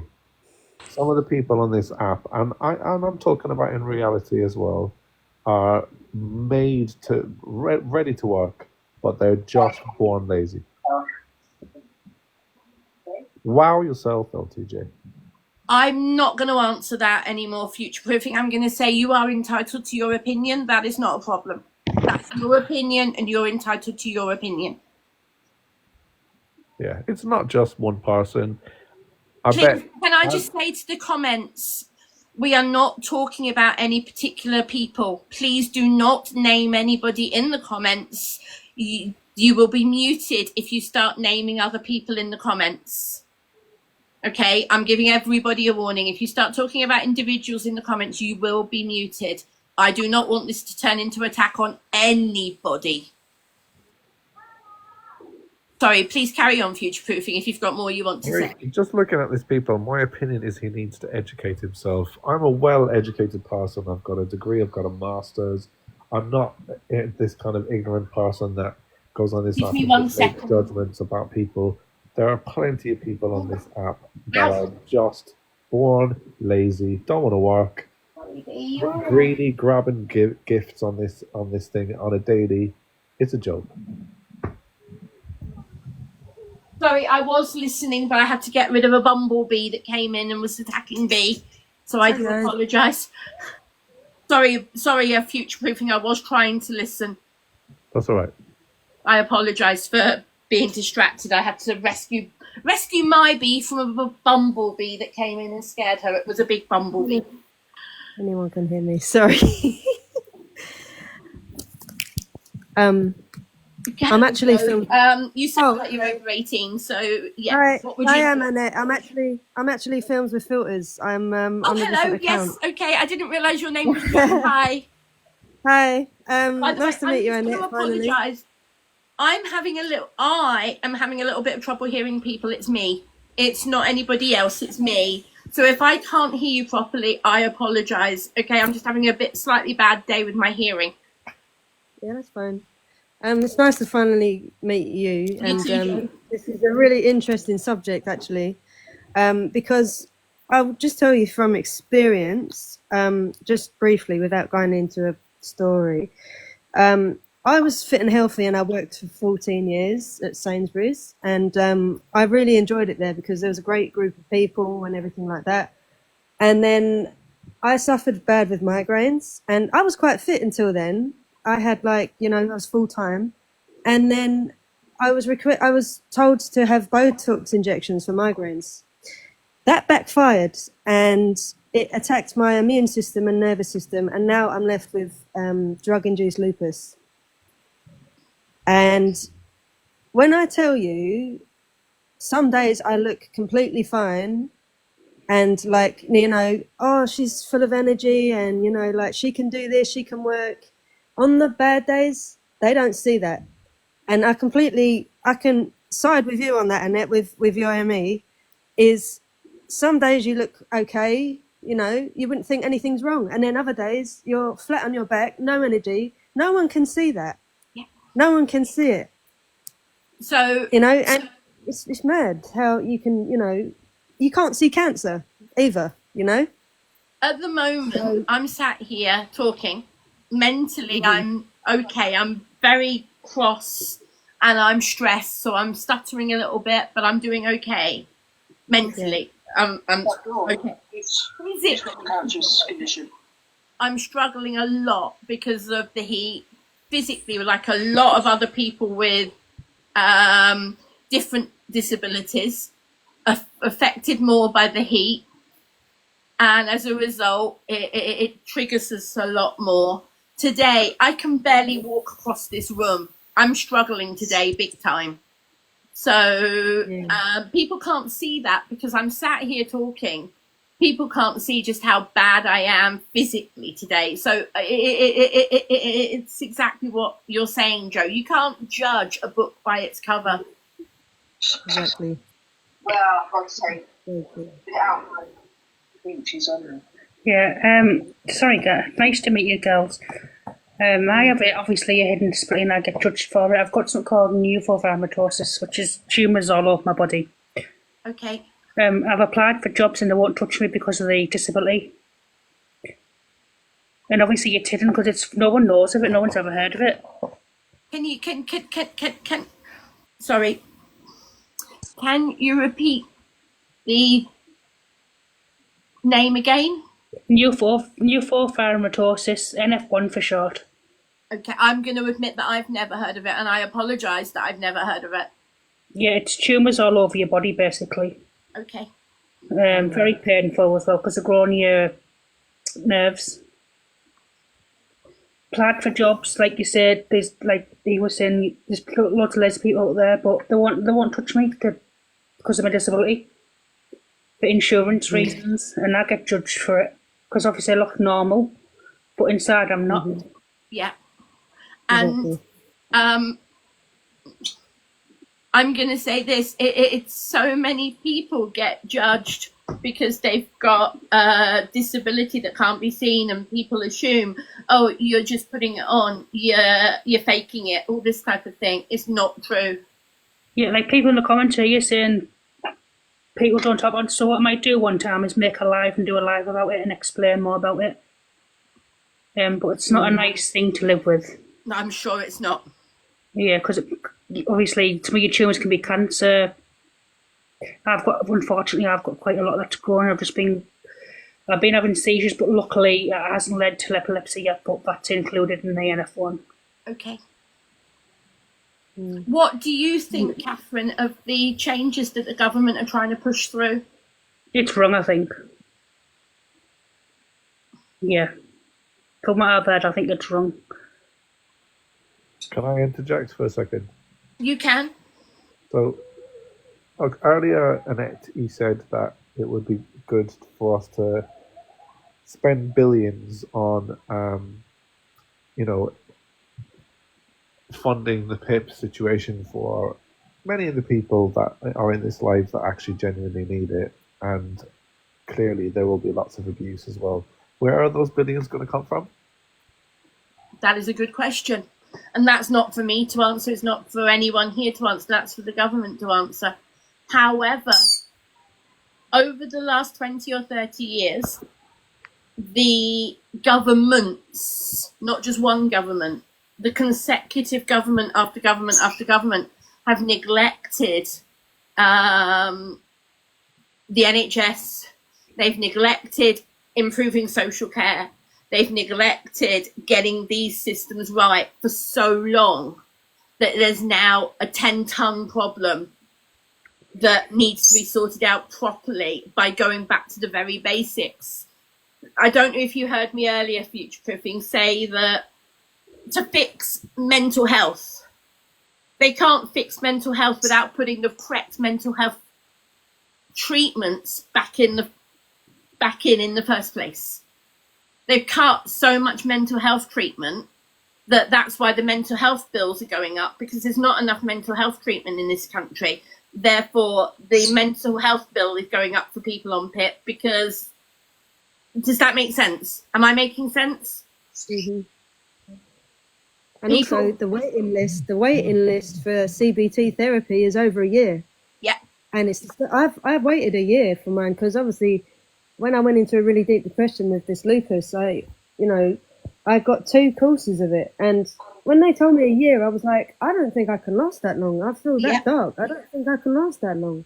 So what do?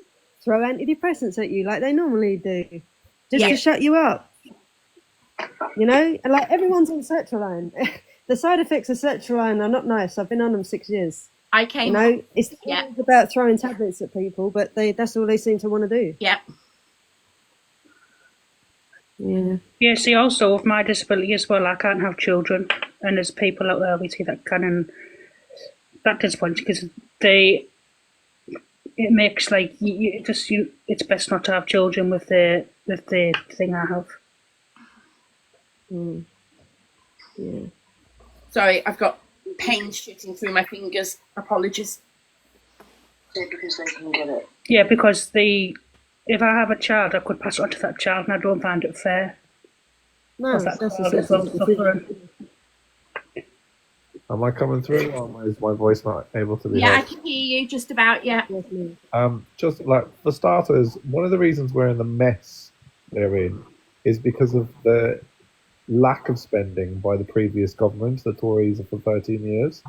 But- And before that, future-proofing. Yeah, It doesn't just go back but- 13 years, it goes back 30 or 40 years. Yeah, but have some empathy for the Labour government who are trying to clean up an almighty mess that has been left behind. There is no way that they can fix those issues in. But it the goes space of back time. even further than the last 13 years. It goes back to the previous governments of Tony Blair and Maggie Thatcher. Yeah, but the Labour government invested a lot more in the National Health Service and in education than the Tories have ever done. I'm not disagreeing with you. I'm just saying that it goes back a lot further than the last Tory government. It goes back to the previous Labour government and Maggie. It goes all the way back to the 80s of Maggie Thatcher.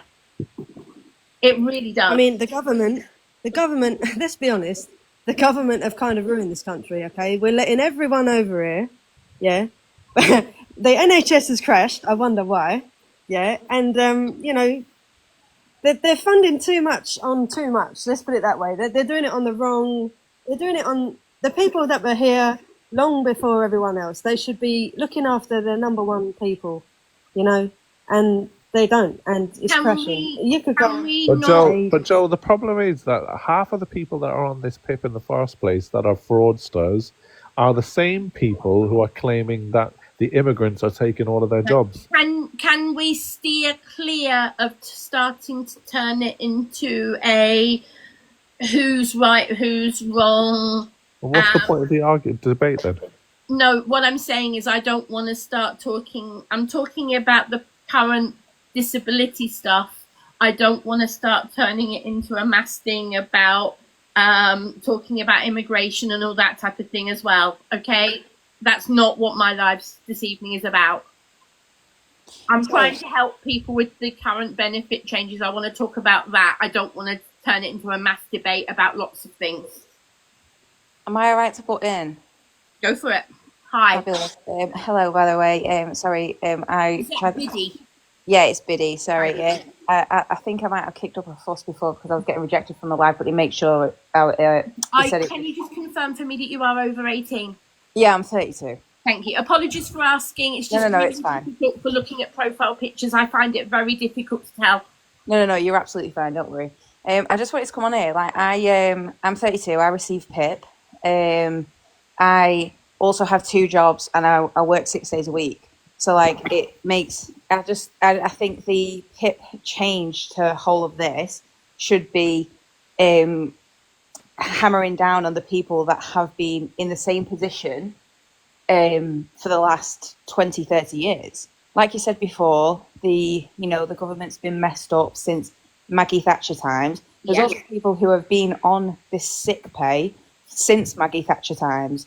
Like, can I ask you a question, Biddy? Yeah.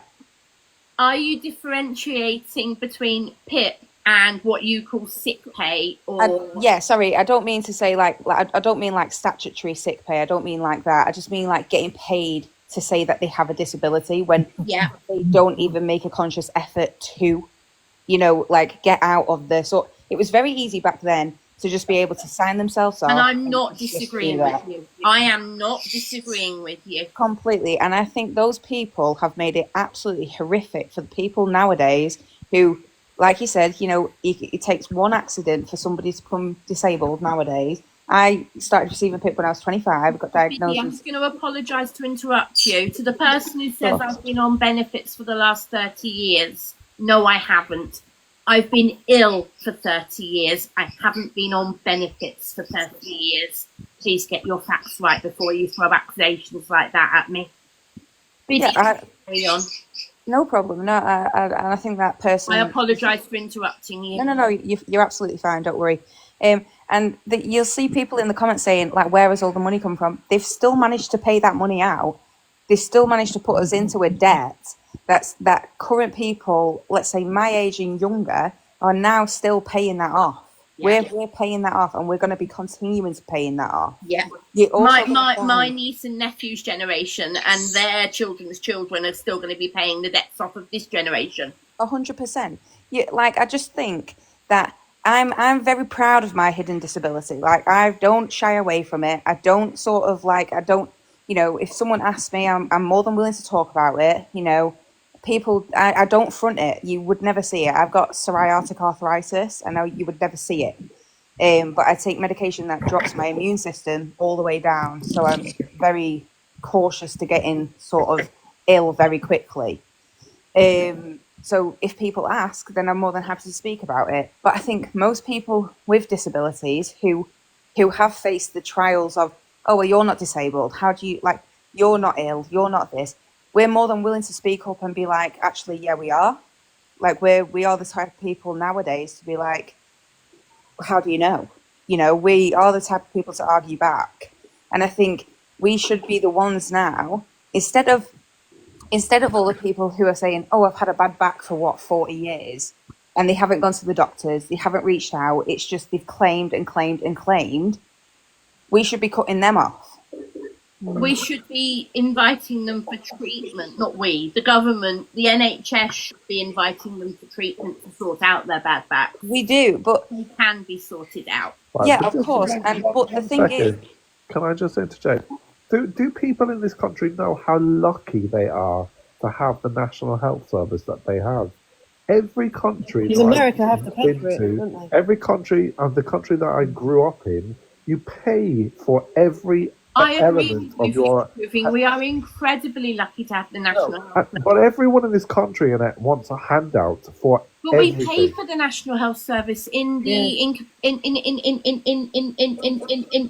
sorry. National Insurance pays for the National Health Service as well as paying for the welfare system and as well as paying for the pensions that we get when we reach retirement. That is what national insurance goes towards. Yeah, but So people we pay do- national insurance in other countries. They don't get a free health service.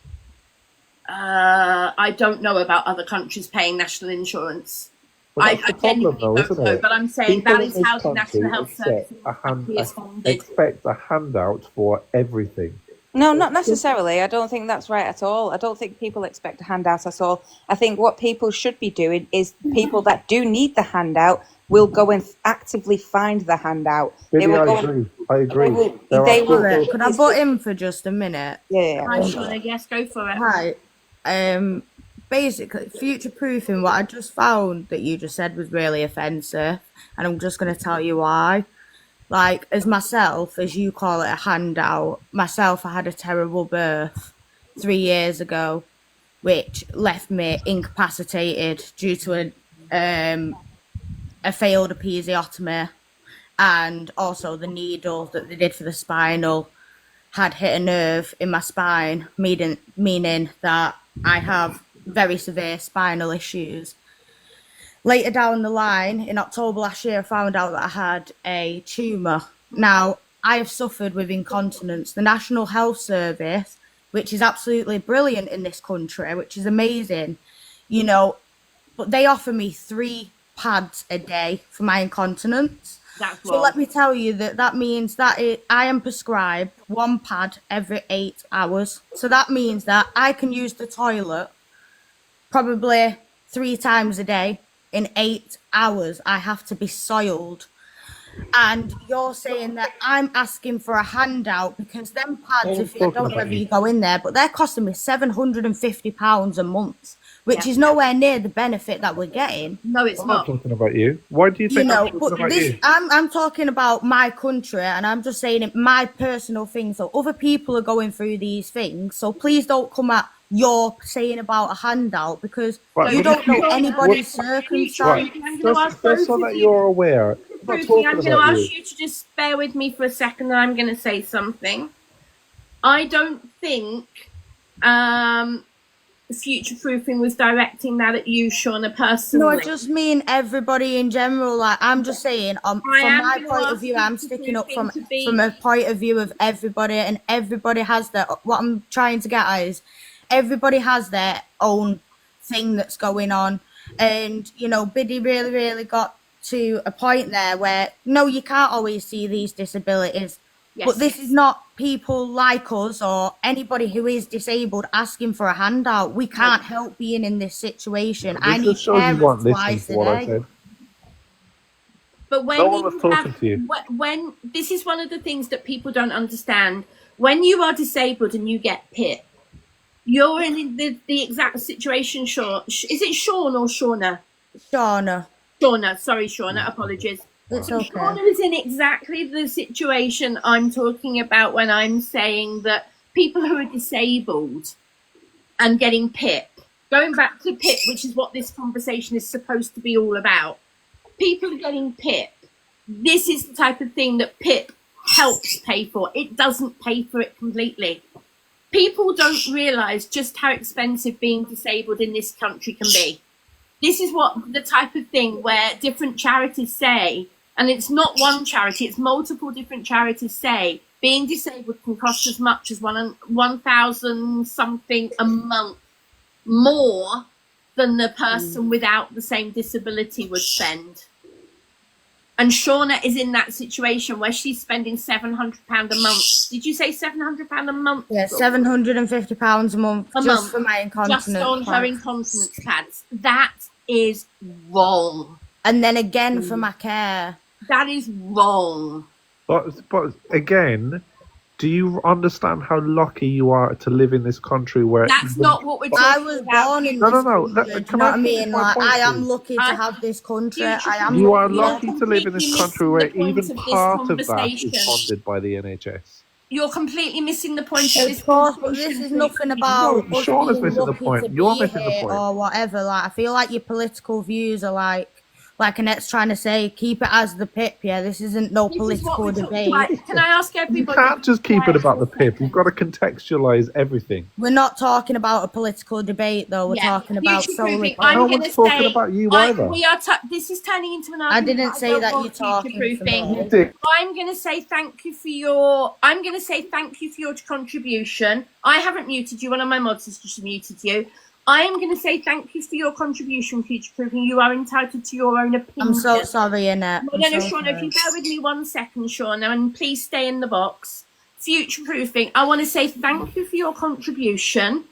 I'm not kicking you out just yet. I'm going to ask you just to stay quiet for 1 more minute. I'm going to give you another 2 minutes, and then I'm going to remove you from the box.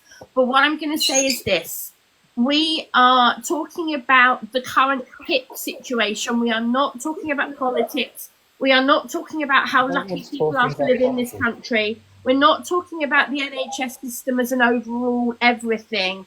We are talking about the current situation. This is how this situation started this evening.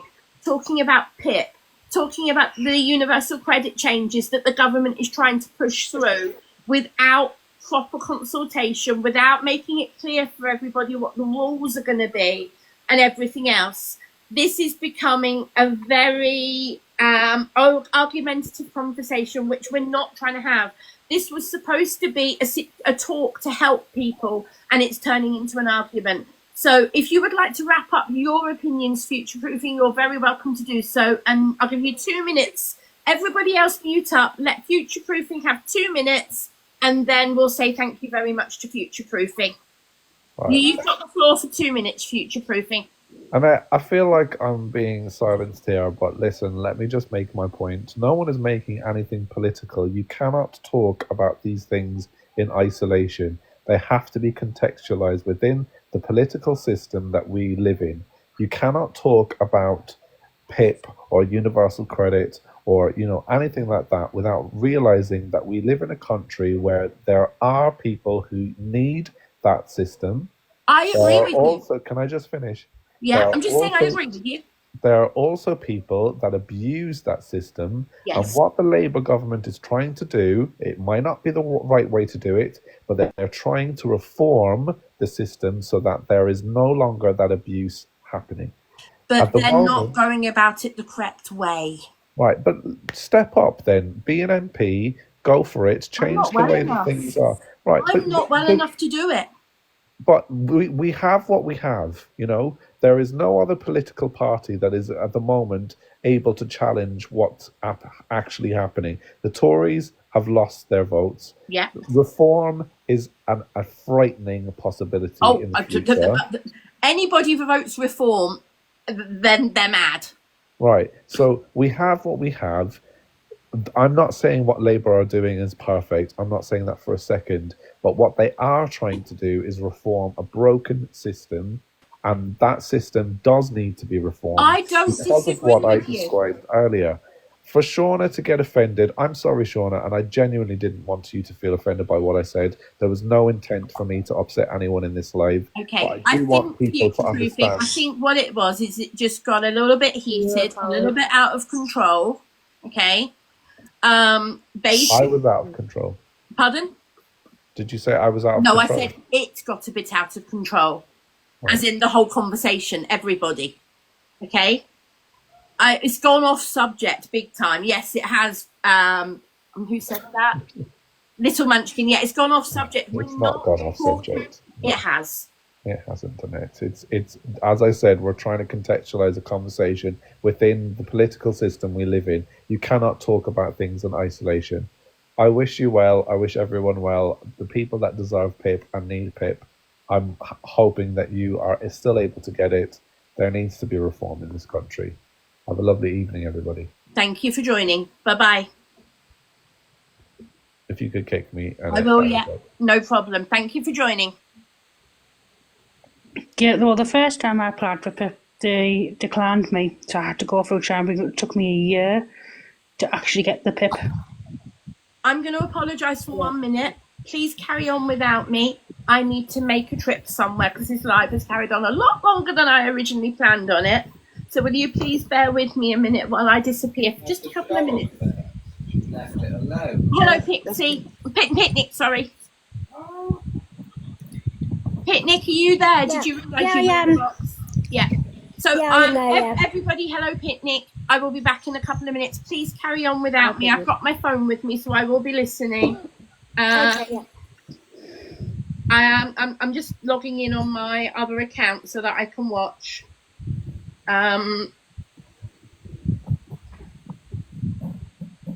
So yeah, you know I'm in the chat. I'm gonna watch.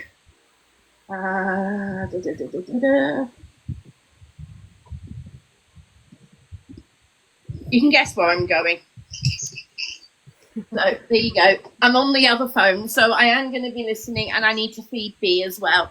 So just give me a couple of minutes, and I'll be back shortly. But please do carry on talking, okay? Sure. Okay. Is there one of my mods who can jump in the box and keep control if needed? I just want to leave somebody in charge if needed, if that makes sense. Quick, someone. Hey, JJ, can I ask you to jump in and join in if needed? I don't think Nitzel's here.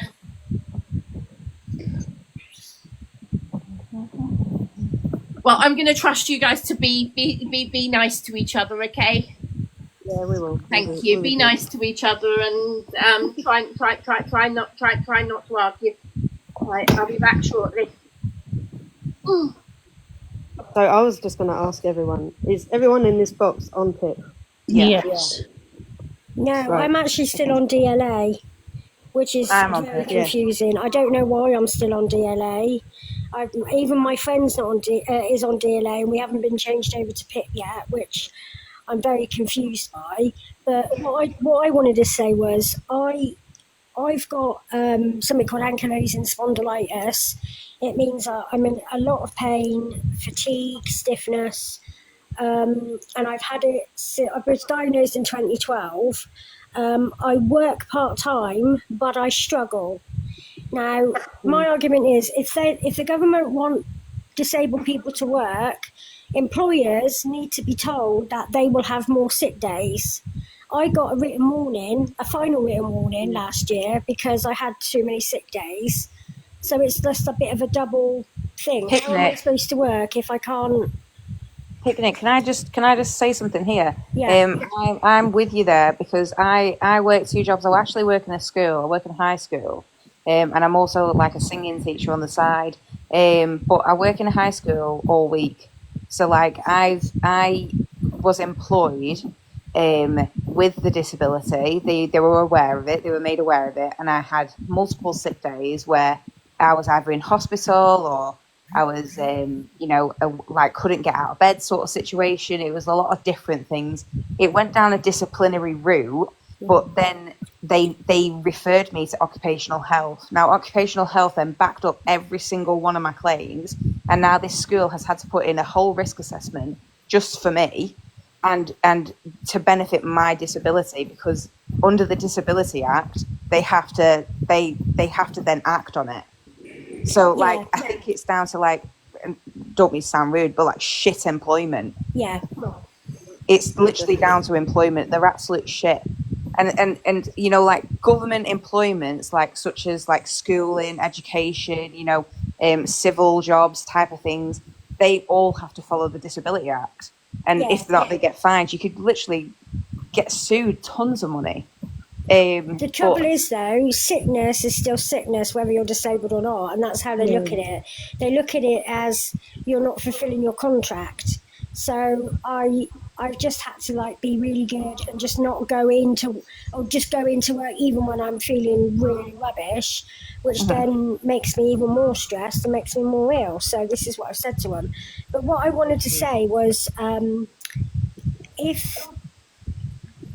mean, I know it's a bit off subject, but the government MPs that are doing the Ford, they're basically getting £33,000 a year for expenses, and some of the ridiculous things that they've got expenses for is very annoying. I'm trying to think of the other thing I wanted to say. I can't think of what it was. Oh yeah, that was it. It's actually going to cost the government more money, because you're going to get people that are sadly going to get very depressed and very scared, and they might even unalive themselves, or they're just going to end up more ill, and it's just going to cost the government more money in the long run. But another thing I can't understand as well is how there are still people that claim PIP and they've been caught defrauding the PIP.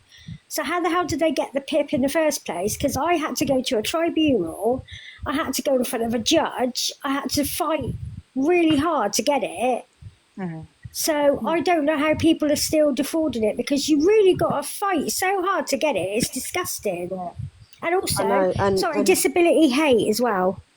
Yeah, disability hate is massive at the moment, and it's wrong.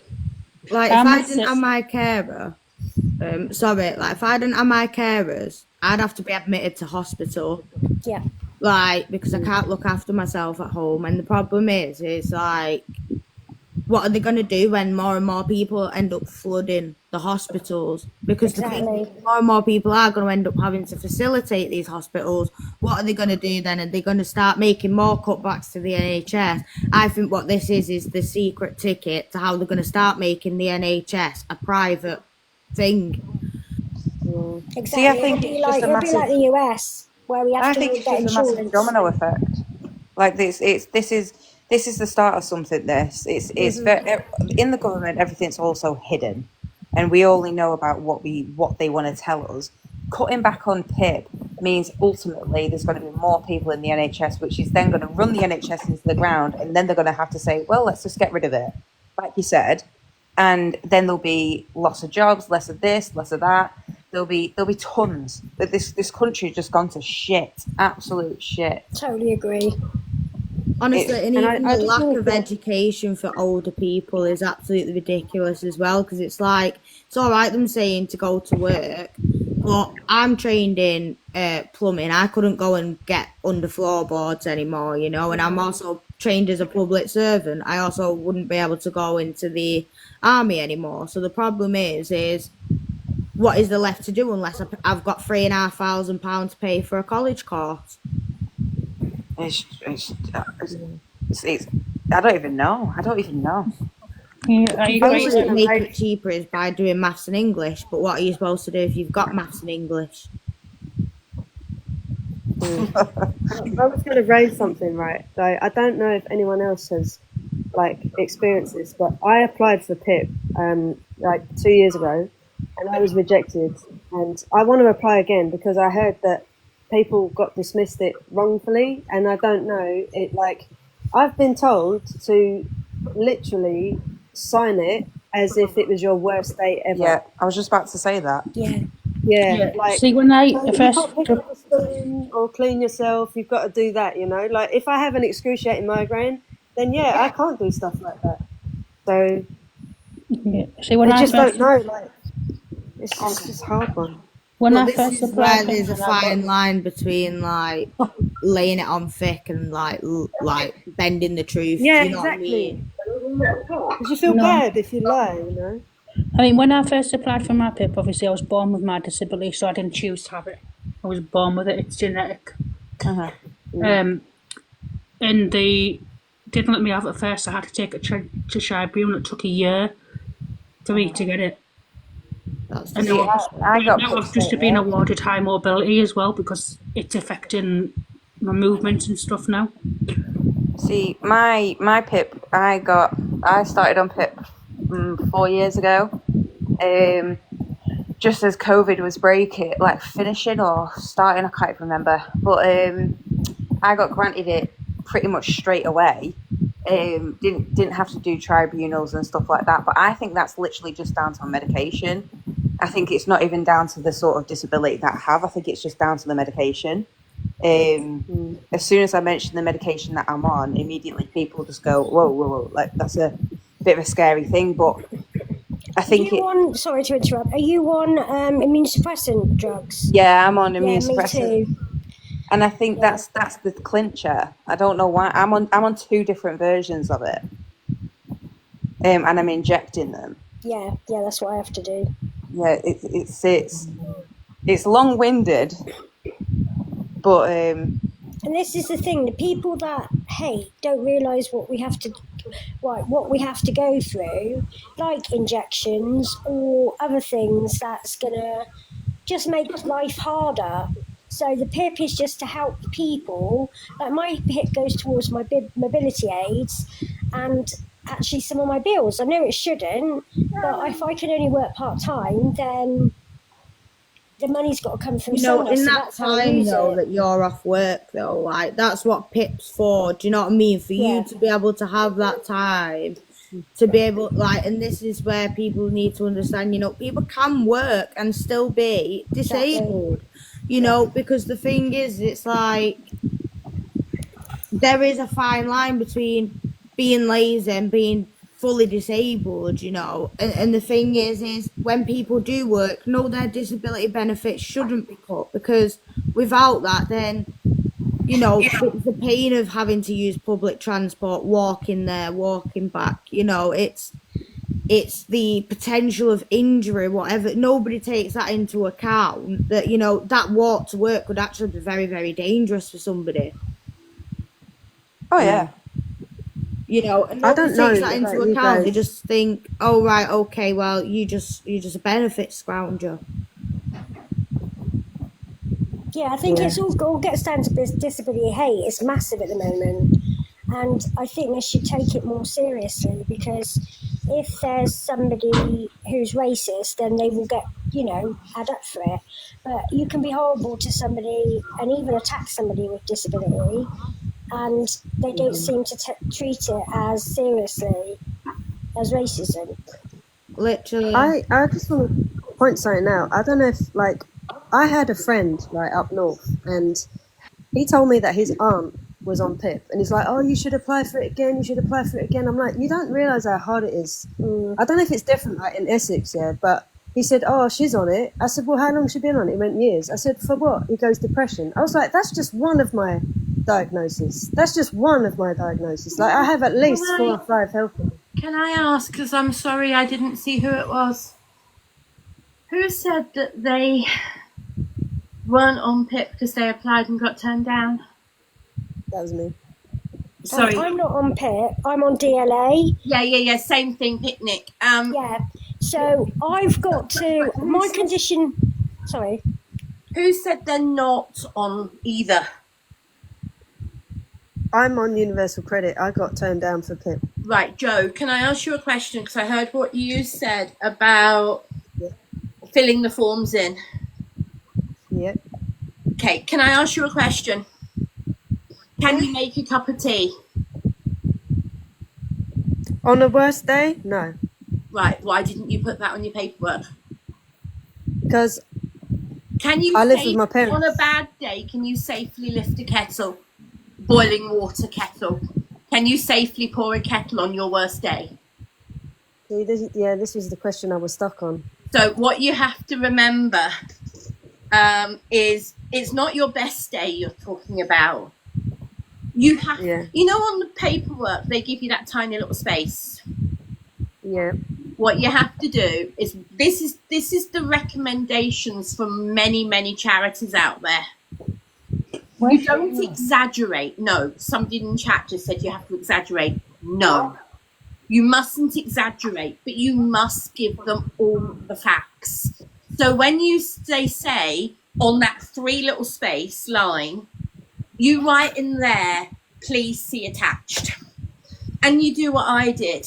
You type on a computer Q1, Q2, Q3A, B, C, because you know some questions are multiple parts. Yeah. And you type a Word document or whatever on a computer. And it took me, when I did my first one, it took me about a month to do it. I'm not exaggerating. When I first filled out my PIP about 12 years ago, it took me about a month to do it. And I don't know what your condition is, Joe, but my suggestion to you would be, if you've got a condition that's got a registered charity, a lot of these charities have help pages on how to fill in your PIP. I know the ME Association has lots of information on how to fill in PIP from the point of view of ME. And one of the biggest things they say is break it down. What can you do on a good day? What can you do on a bad day? And put that in. Because the more information you give them, the more information they've got to make a decision. So say, on a good day, yes, I can pour a kettle of boiling water. But on a bad day, I'm in danger of spilling it on myself. I'm in danger of dropping it. I'm in danger of not being able to do it safely. There's so many things that you have to remember. And also, That's I a think good it's idea, you know. about talking about any embarrassing things as well. So things you might so even be important. embarrassed at That as is well. so important. Yeah. I'm mean, going to jump down in case someone else yes. wants to jump in. Okay, Catherine, thank you for joining us. Do you know how to jump out? Yeah, I think so, yeah. But I Okay. will do a live on my disability if anyone's interested. Okay, Catherine, thank you so much for joining. Thank you. Yeah, See you nice to meet again. you. Bye-bye. Thank you. Bye. Bye. Bye. Bye. I wasn't trying to stop your conversation, everybody. I was just wanted to because I heard Joe say that when I was off in the loo. You knew where I was going, so. Yeah. But that's another thing, I don't know though. if that's definitely not the real guy. That's not the No, I real don't one, think is it it? is. No. I'm not letting him in the box because I don't know who he is. Definitely not. Not Definitely not. Not the real one. I'm not letting him in. No. If you want to private message me, Dr. Is it Amira? Is that how I say it? Is it Amira?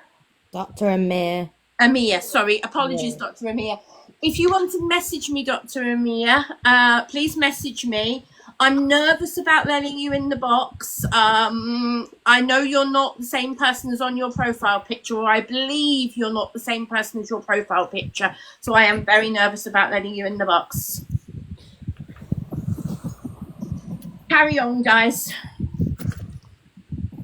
I don't I even was know just what gonna we're talking about. say, Yeah. what I think is it what you said, picnics, or someone said about the embarrassing conditions.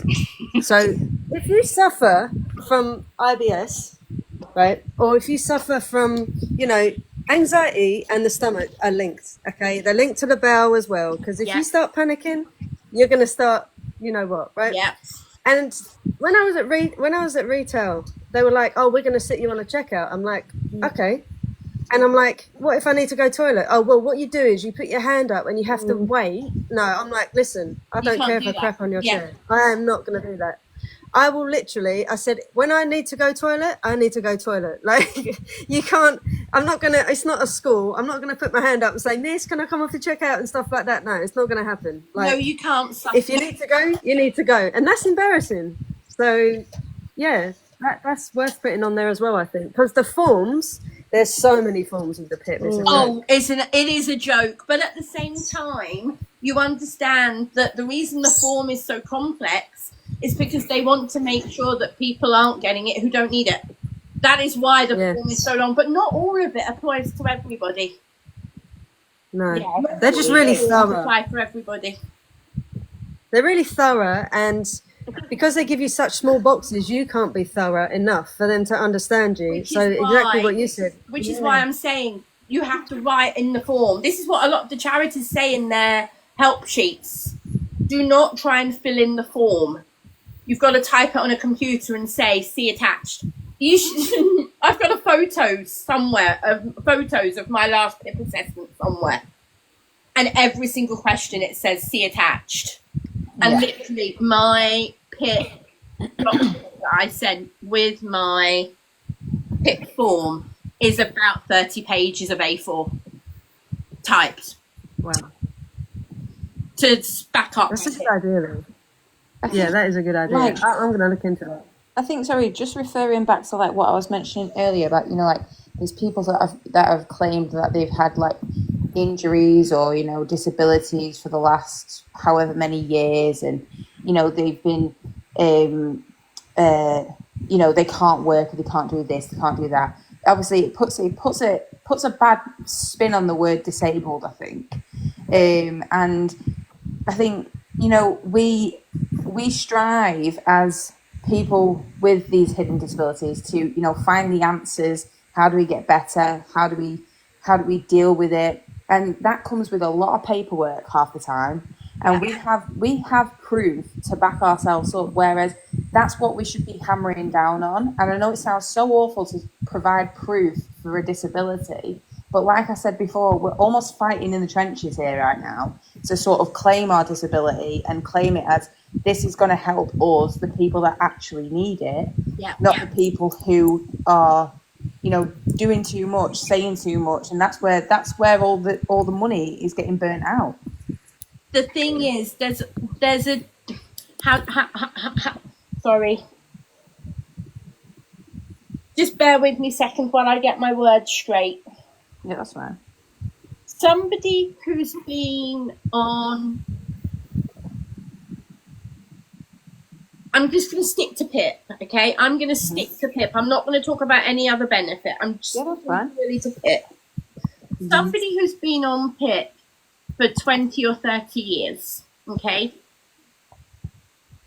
who is reassessed every 4, 5, 6, 10 years, okay? Those people are reassessed by the same people who assess other people. Do you understand what I mean? Yeah. So if they are going forward with the same documentation for reassessment, then it is up to the DWP and PIP people to ask for new evidence. If they're not supplying new evidence or up-to-date evidence, it's not always possible. I'm going to use myself as one example. At the moment, I haven't got any new evidence because there isn't any treatment for ME. So all my evidence is old evidence. Does that make sense? Yeah, but I think along the same route though, Annette, like you can see that you use aids, you use walking aids, wheelchair. wheelchair, you have different stuff that backs up your claim as such, and then you can look back to your archived reports and state that this was bound to happen as an effect of your disability. People who have used old reports to back up a bad back claim that maybe they had in 1970. That's different. Yeah. This is what I'm people's saying. Back injuries. I'm being very broad here. Okay. Some people's back injuries are permanent. Of course, yeah. But some people who have a bad back, can get better. Of course they can. And that is where there is a difference.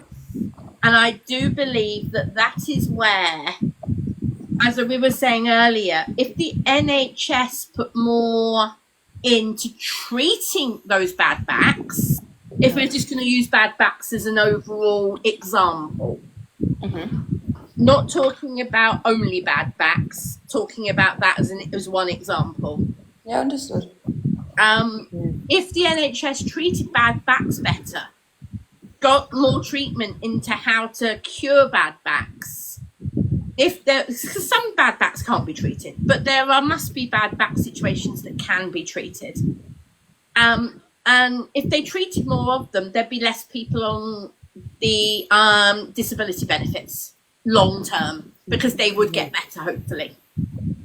Yeah, I get that. Yeah. Scottish Laney, completely get that.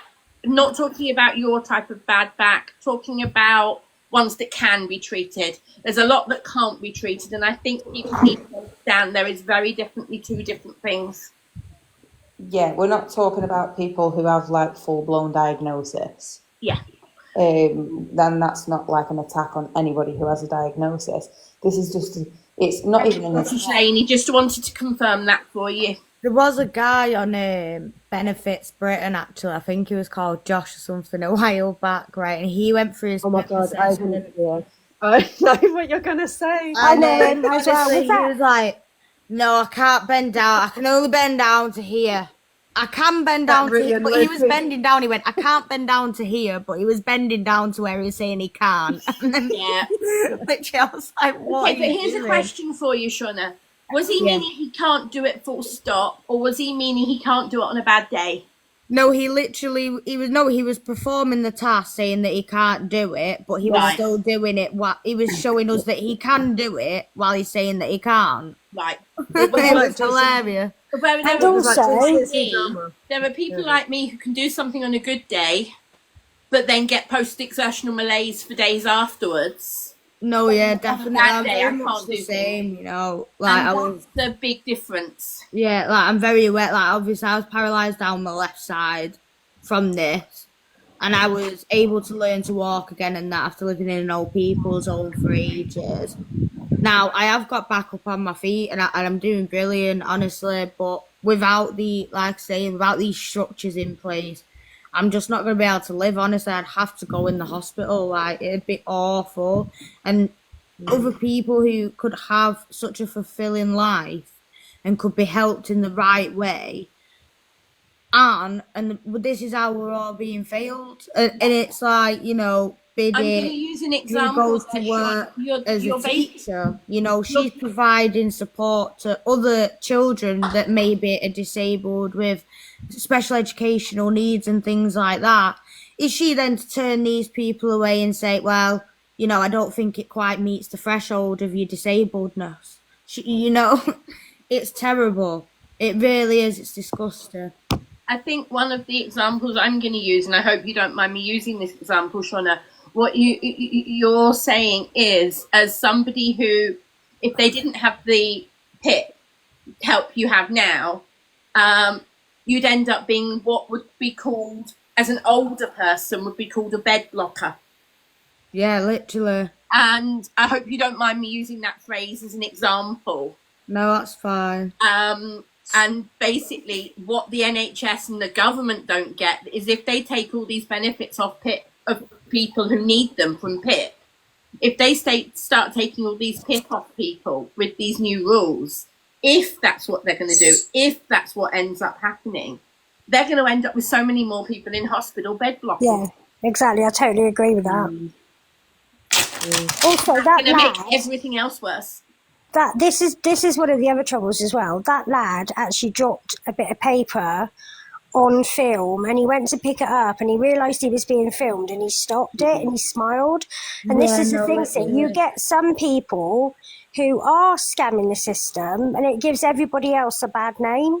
Yeah, and literally, like, it's them people that do need to be stopped. Like, I do believe that within these assessments, that a lot of people should have more face-to-face appointments with a medically trained professional rather than just somebody who works in an office that goes, I think you're disabled because you told me so. You know, have a medically trained professional there to say, okay, yes, or no, I don't believe that. You know, they have to do that off the best interest of that particular person. I believe that service user, rather than just going yes, no. You know what I mean? Like just picking and choosing who they're going to say yes and no to, because there is seriously people out there who are disabled who are losing out on PIP as well because they simply just can't get past the assessment. And also the stress it causes people people don't even want to even start it because it's so stressful to do. They just think, oh, I'm not going to bother. You know, It's I know like- a few people like that. It's like if somebody's incapacitated, what are they supposed to do? Yeah, they can claim incapacity benefit, but then at the same time, how are they going to fill out that form? Do you know what I mean? We can't always assume that these people have a next of kin. Yeah. Do you know what I mean? So the thing is who is then responsible for that person and the care of that person? Because I'm pretty sure there's thousands of people in this country, all age groups, that are being left behind because there's not enough things there. There are a lot of people who, I can think of a couple of people I know. Okay, I know a couple of people at the moment. I'm going to be very careful I don't give any details away. I know of 2 people at the moment who are struggling with PIP paperwork. One is an old friend. One is somebody I'm getting to know since I moved. And they haven't got the same conditions as me, so I'm not trying to literally help them fill the paperwork out. I'm not trying to do that. But like you earlier on, Joe, they don't realise that you can't just... they don't realise that you don't have to just use the space on the form. They thought, oh, we have to cram it in this. No, you don't. You literally can write on the form, see attached, and you can write a 20, 30-page document of your own and attach it to your form. You have to attach it to your form. You can't send it in separate. You can't email it in. You have to physically attach it to your paperwork and post it. And that is such an old system. They should make it more easy to do. Now, I'm going to rephrase that, actually. They may have done it online now. You might be able to apply for PIP online. If anybody can confirm that, I don't know. Can you now apply for PIP online? Or do you I had a look the other day, send it off? and it said, I tried to, and it said, oh, you might be eligible for it, and then like I went a certain few questions, and they're like, oh, we can't assess you right now or whatever, so you will have to ring up and do it that way. So whether or not it was just me, Still paper, is it? Okay. So somebody's just said it still has to be done by paper. So here's another example. Somebody with severe learning difficulties, okay, who can't use a computer, isn't computer literate, doesn't own a computer. Somebody who doesn't have the capacity to fill the paperwork in themselves. How are they going to fill the paperwork in correctly without the right help and support? But to get that right help and support, they need to know where to go in the first place. So it's a vicious circle. It is, exactly. And also, it needs to be doctors and fully medically trained people that do the PIP assessments. If it's not fully 100%. trained doctors, then how are they going to know about any... How can they make any medical judgment without a medical degree? Exactly. Very few of them, very few of the assessors are medically trained. Very few. Yeah. And then with the changes that the government are trying to push through, it's just wrong. It just Yeah. is. I'm still on DLA. I've no idea why I've not been changed over. My condition has got worse, so in theory I should tell them. But I'm so frightened that I'm going to lose all my money, or I'm going to have a lot less money, that I'm just waiting. I completely understand where you're coming from. I really do. Is what does DLA stand for? Is it the same as universal credit? No, DLA is the old version of PIP. Yeah. How old, do you mind me asking, are you over 18, Picnic? I'm fairly sure you are. I'm 48. Yeah. I thought you. Yeah. So in other words, it's not as if you're under the age rule where DLA still applies to the under 18, or is it under 16? Because as far as I know, that's the only group that aren't being moved over until they're over 16. Lucy, I'm in England. Picnic, as far as I'm aware, they're trying to move everybody over by the end of this year.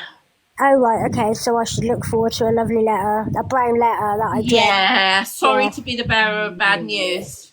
Well, I think that is better, though, to systematically, rather than having all these other branches to the benefit, having one sole benefit that is not means tested, like PIP, would be more convenient for everybody, because it's like universal credit. Yeah. Like, say people claim universal credit, you can get limited capability for work and work-related activity. Now, surely would that then not enable somebody to PIP? Well, no, it doesn't, because then it should. But it should do that. It should. But the government or whoever deals with that, for some reason, doesn't see it as, well, this person's got limited capability and work-related activity. However, at what point are they then going to say, okay, these are the people that we're got, because they're supported by medical backing, because you would have had to have taken sick notes to the dole and things like that. Do you know what I mean? So if you do the same with universal credit in that sense, and then that is what will stop these fraudulent people being able to go, oh, okay, let me just go and get this because I know blah, blah, blah. Do you know what I mean? Because it is disgusting, because we are genuinely in a disposition here as disabled people. Anyway, we are a minority, and the thing is the problem is our voices will not get heard because we're a minority. Now, what would stop it in Parliament? Because now isn't there like another part to this, or is this just the end of it now? We're all just in doom. From what I've understood, it's not yet fully passed. Next week will be another reading. There might be more amendments between this week and next week. I reckon over the next few days we're going to hear a lot more from charities talking about it, up in arms about it. There may even be more protests planned. There was a protest on yesterday. There was a protest yesterday in London. If it hadn't been for the weather, I would have tried to go. But the weather was so hot that I couldn't even think about it. But last week when I heard about it, I wanted to go. I can say this, if they do another protest and it's not too hot, I will try and go, because that's how strongly I feel about it, because it shouldn't be a two-tier system. That's what I'm still really concerned about for everybody. I don't mean for myself, I mean for everybody. And can I just also point out as well that I used to work for the DWP. Oh, did you? Okay. Yeah, many years ago when I was 18. And I've heard from other people who still work for the government that they actually look on your social media sites. Yeah. So they basically see if people are like, doing whatever behind on their social media. So I'm scared to post anything now, just in case it goes against me. Ridiculous. I was told the same. Yeah, I mean, Ridiculous. I know It's a complete intrusion of privacy, to be quite honest. Because I actually think it's okay if you're prepared to post stuff on social media. If you're prepared to post stuff, then if they want to look at it, that's fine.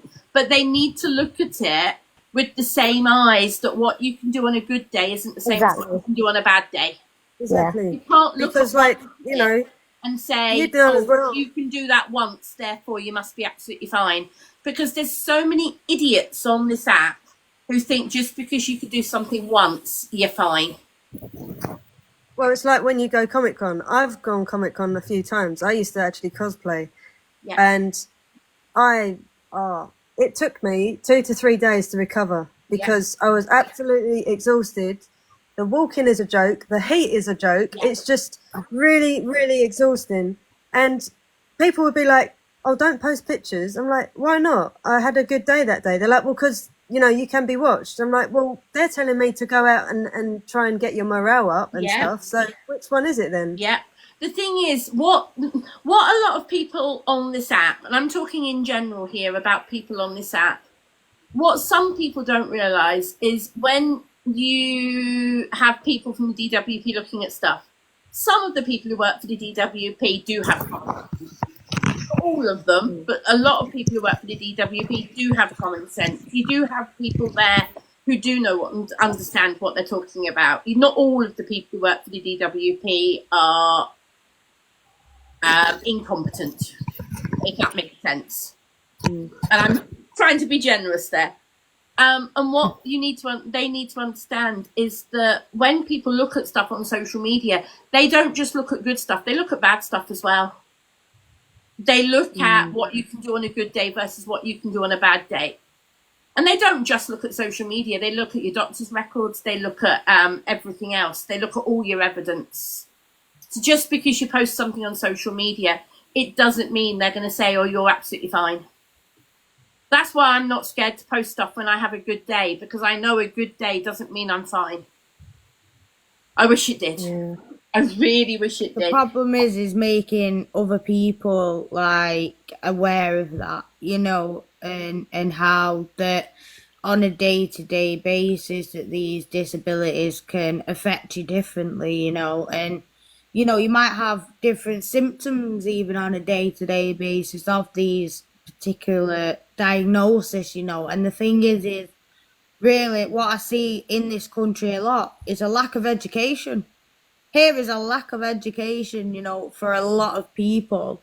If people were actually educated on these things and how these things impact people's lives, actually, they would look at it very differently. But because they're not educated on this sector and things like that, they don't have a clue, and all they think is, okay, well, we can throw 2.2 billion here, 40 million there, but we'll leave these people there into a £33 million investment that we can't sustain for people. Like, it's ridiculous. It's the universal credit as well that needs to be watched, not just the PIP. If they're going to do that, then they need to stop. Universal credit is just as bad. You have people signing on the dole who are thousands, hundreds of pounds up. Do you know what I mean? They just don't claim it to the universal credit, but they're not getting stopped. So why are they only attacking the disabled? And this is what I don't understand. Well, I just wanted to go on, Annie. No, you carry on, Picnic. I know it was Joe. Oh, it was yeah, it's me. No, sorry. It's okay. I was just going to say, people get looked down on if they're on universal credit. Okay, they think, oh, they've got it easy. They don't have to work. And let me tell you, being on universal credit is more stressful than having a job, because the amount of telephone consultations you have to have. Every time it's with someone who you don't know, because your work coach is normally off, and you have to explain your entire story to this person, and they change their attitude though. If you actually explain what happened to you, like most people are quite interested in my story with I was poisoned by Botox by the NHS. That once they hear that story, they're like, "Oh, that's so bad," but it's interesting. Like they're actually interested in listening, but you do feel nervous. Every time I get a phone consultation, I'm nervous. I'm like, because someone threw at me once, because one of my conditions, I suffer with chronic migraines. I've had everything done, you name it, I've had it, and it's just something I've got to live with. But right now, in the last couple of weeks, I've not had a bad one, but I will have one that will last 2 weeks, and it's chronic. And one of them turned around the other day and said to me, "Oh, you can work from home on a computer." And I said, "How? When my head's banging?" How? Yeah. Like, you know, like you just, they don't think about that stuff unless they have it themselves. Yeah. This is something I say to people. Sorry. I say to some people who say to me, you can get a job, you do TikTok. I'm not reliable enough to work set hours. I'm not reliable enough to turn up to work. I'm not reliable enough to be even working from home for set hours. I'm not reliable enough to be able to do so many hours a day. This is why I'm self-employed doing TikTok. And that's what so many people don't understand. Just because I'm on TikTok a few hours a week, people assume I'm capable of doing it all day, every day. It's funny how many people think they see me all day, every day. I actually work part-time, but I struggle to work, and people don't know what it takes for me to actually get dressed and go to work. And a lot of people say to me, oh, why do you put yourself through it? Because I have to for my mental health. If I didn't work, I think I would be even worse. And I know one day I probably will have to give up work because my condition is degenerative. So I'm dreading that day because mentally it helps me.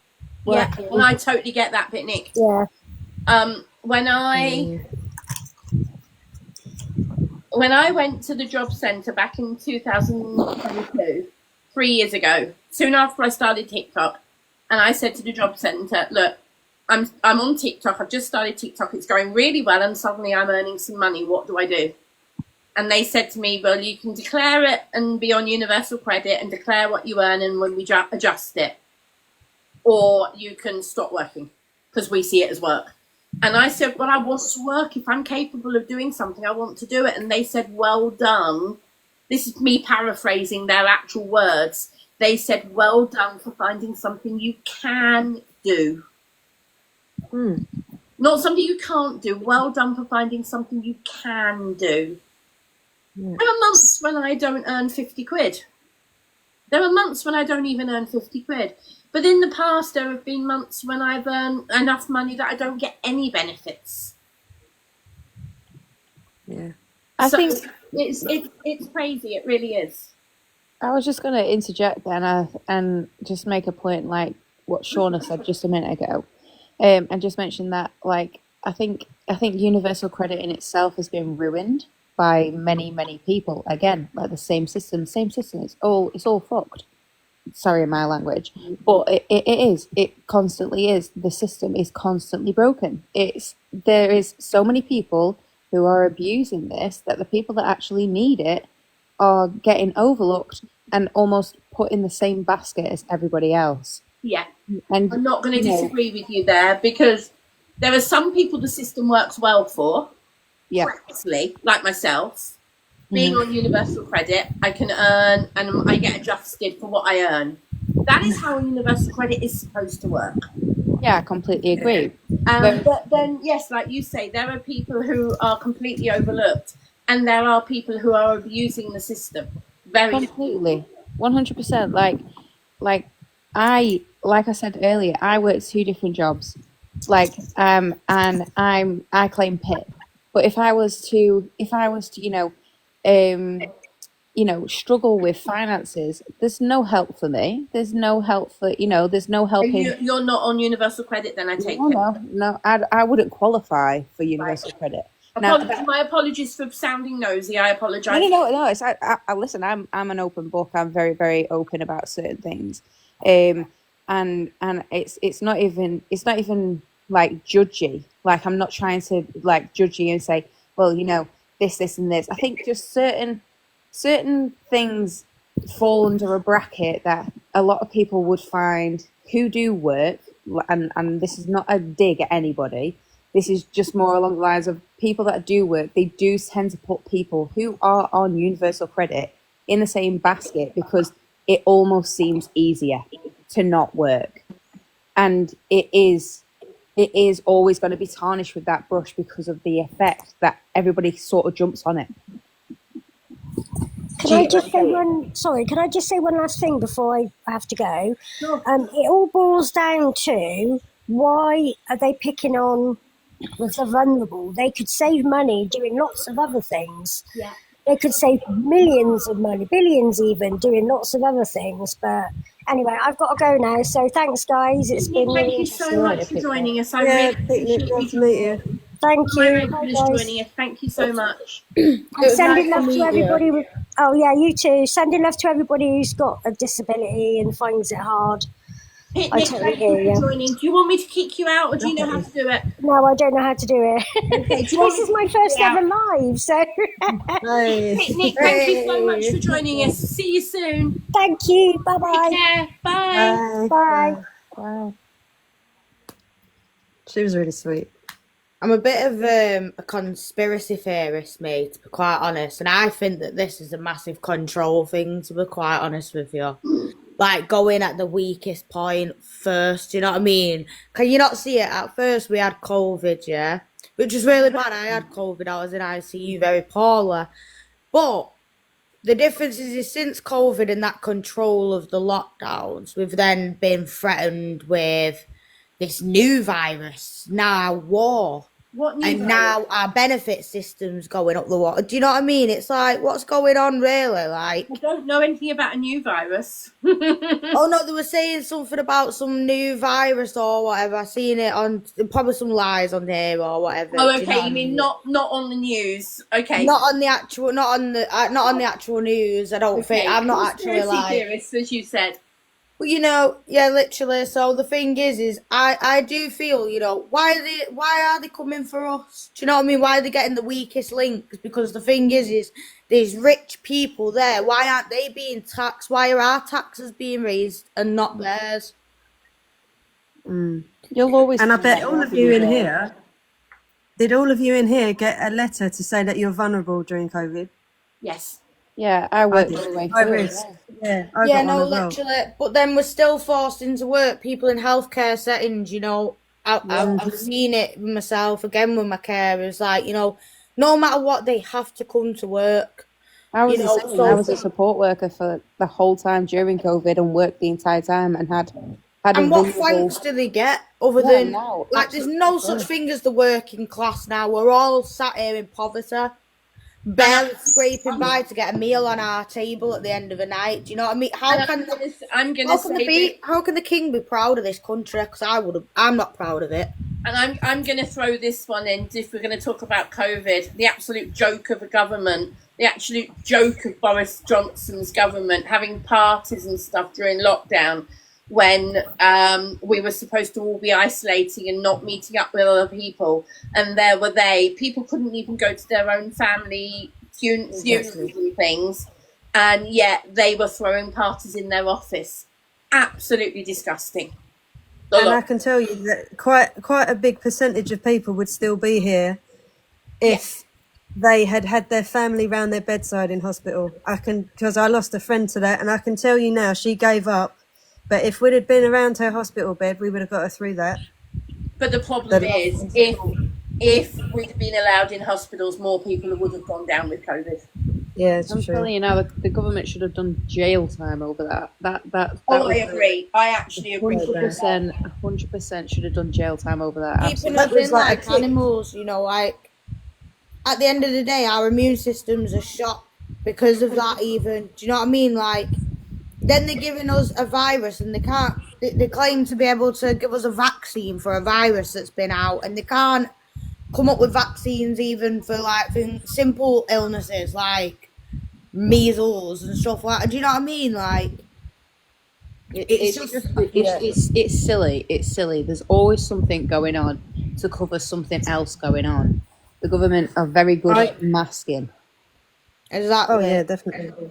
I couldn't have the vaccination because it wasn't long before that I'd been poisoned with Botox. So once that's injected in you, you can't get it back out. So it's given me a long-term illness. Botox. It was awful. Yeah, it's coming out a lot now, you know, like the people are really reacting to it. And I'm like, you know, this vaccine, okay, oh, it's been tested.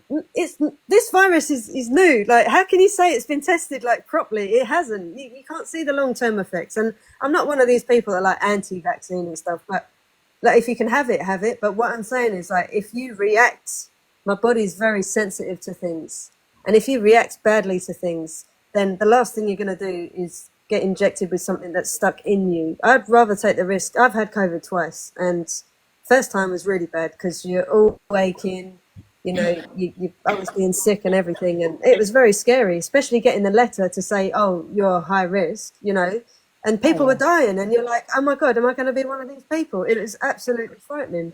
And to see the government go and do that and have parties with the smirks on their faces, it was such a kick in the nuts to all of us. Literally, and didn't even offer their workers, the people that they claim are in so much despair, the NHS, they couldn't even give them PPE. No. Do you know what I mean? They couldn't even give them the appropriate facilities to keep them safe. Honestly, like, you even hear the stories about nurses even to this day talking about they're still scarred for life, nurses with PTSD, people in our public services. They don't agree with it, but they have to, they've read this book and they have to abide to these rules. You know, and the thing is we can sit here and we can blame the health sector, we can sit here, but really no. What it is our lousy government, and everyone's right, since the Tories, you know, it was Miss Thatcher. Do you know what I mean? Ever since then, David Cameron, all that, it's all gone downhill. Mm-hmm. Do you know what I mean? Guys, I'm going to have to draw this to a close because I'm starting to struggle. Yeah, Anna, you look exhausted. I am. You do. Yeah. This was supposed to be a 1 hour maximum live, and I think it's been something like 3 hours, 3.5 hours, I think. Oh my goodness. Yeah, it's just over 3 hours. Okay, good. So I want to say a huge thank you to everybody who's joined this evening. And I mean, there's been a lot of people who've come in the box. Thank you to everybody who's been in and had something to say. I think this is something we could have another discussion about at some point in the next week or so. I'm going to see what other people are saying. I'm going to see what is being talked about. If there are any protests about the cuts, if there are any things planned for next week, if it's cool enough for me to manage to go, I might.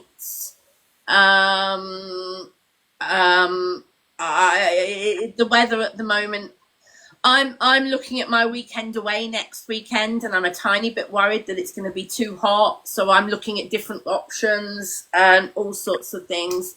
So I'm going to say, oh, who's just disappeared? I was going to say thank you to each of you individually. Thank you to whoever's just disappeared. I can't remember everybody who was in the box.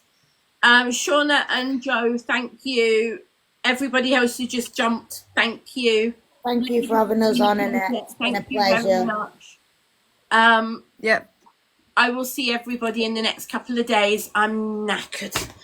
So God bless good you. night, everybody, and Good night. God bless, Annette. You take care of yourself. Yeah, good night. Nice Okay, to talk to guys, you and everything. thank you very much for joining. Do you know how to jump out, or should I kick you? Thank you. Yes, I know how It's to been- jump out. Thank you, Annette. Thank you. Yeah. Bye. God bless. Bye. Bye. Guys, thank you so much for watching, everybody. Thank you, thank you, thank you. I know there have been some heart mis and things sent during the live. Thank you. I apologise for not saying thank you at the time, but thank you very much for all the heart mis and roses and things. And thank you to people who sent a few to other people as well. Who's in the box? No, I don't know who that is. Guys, thank you very much. I'm off to bed. I will see you in the next couple of days. Bye, everybody. Oh, thank you for that last minute heart me. Thank you. Good night, everyone.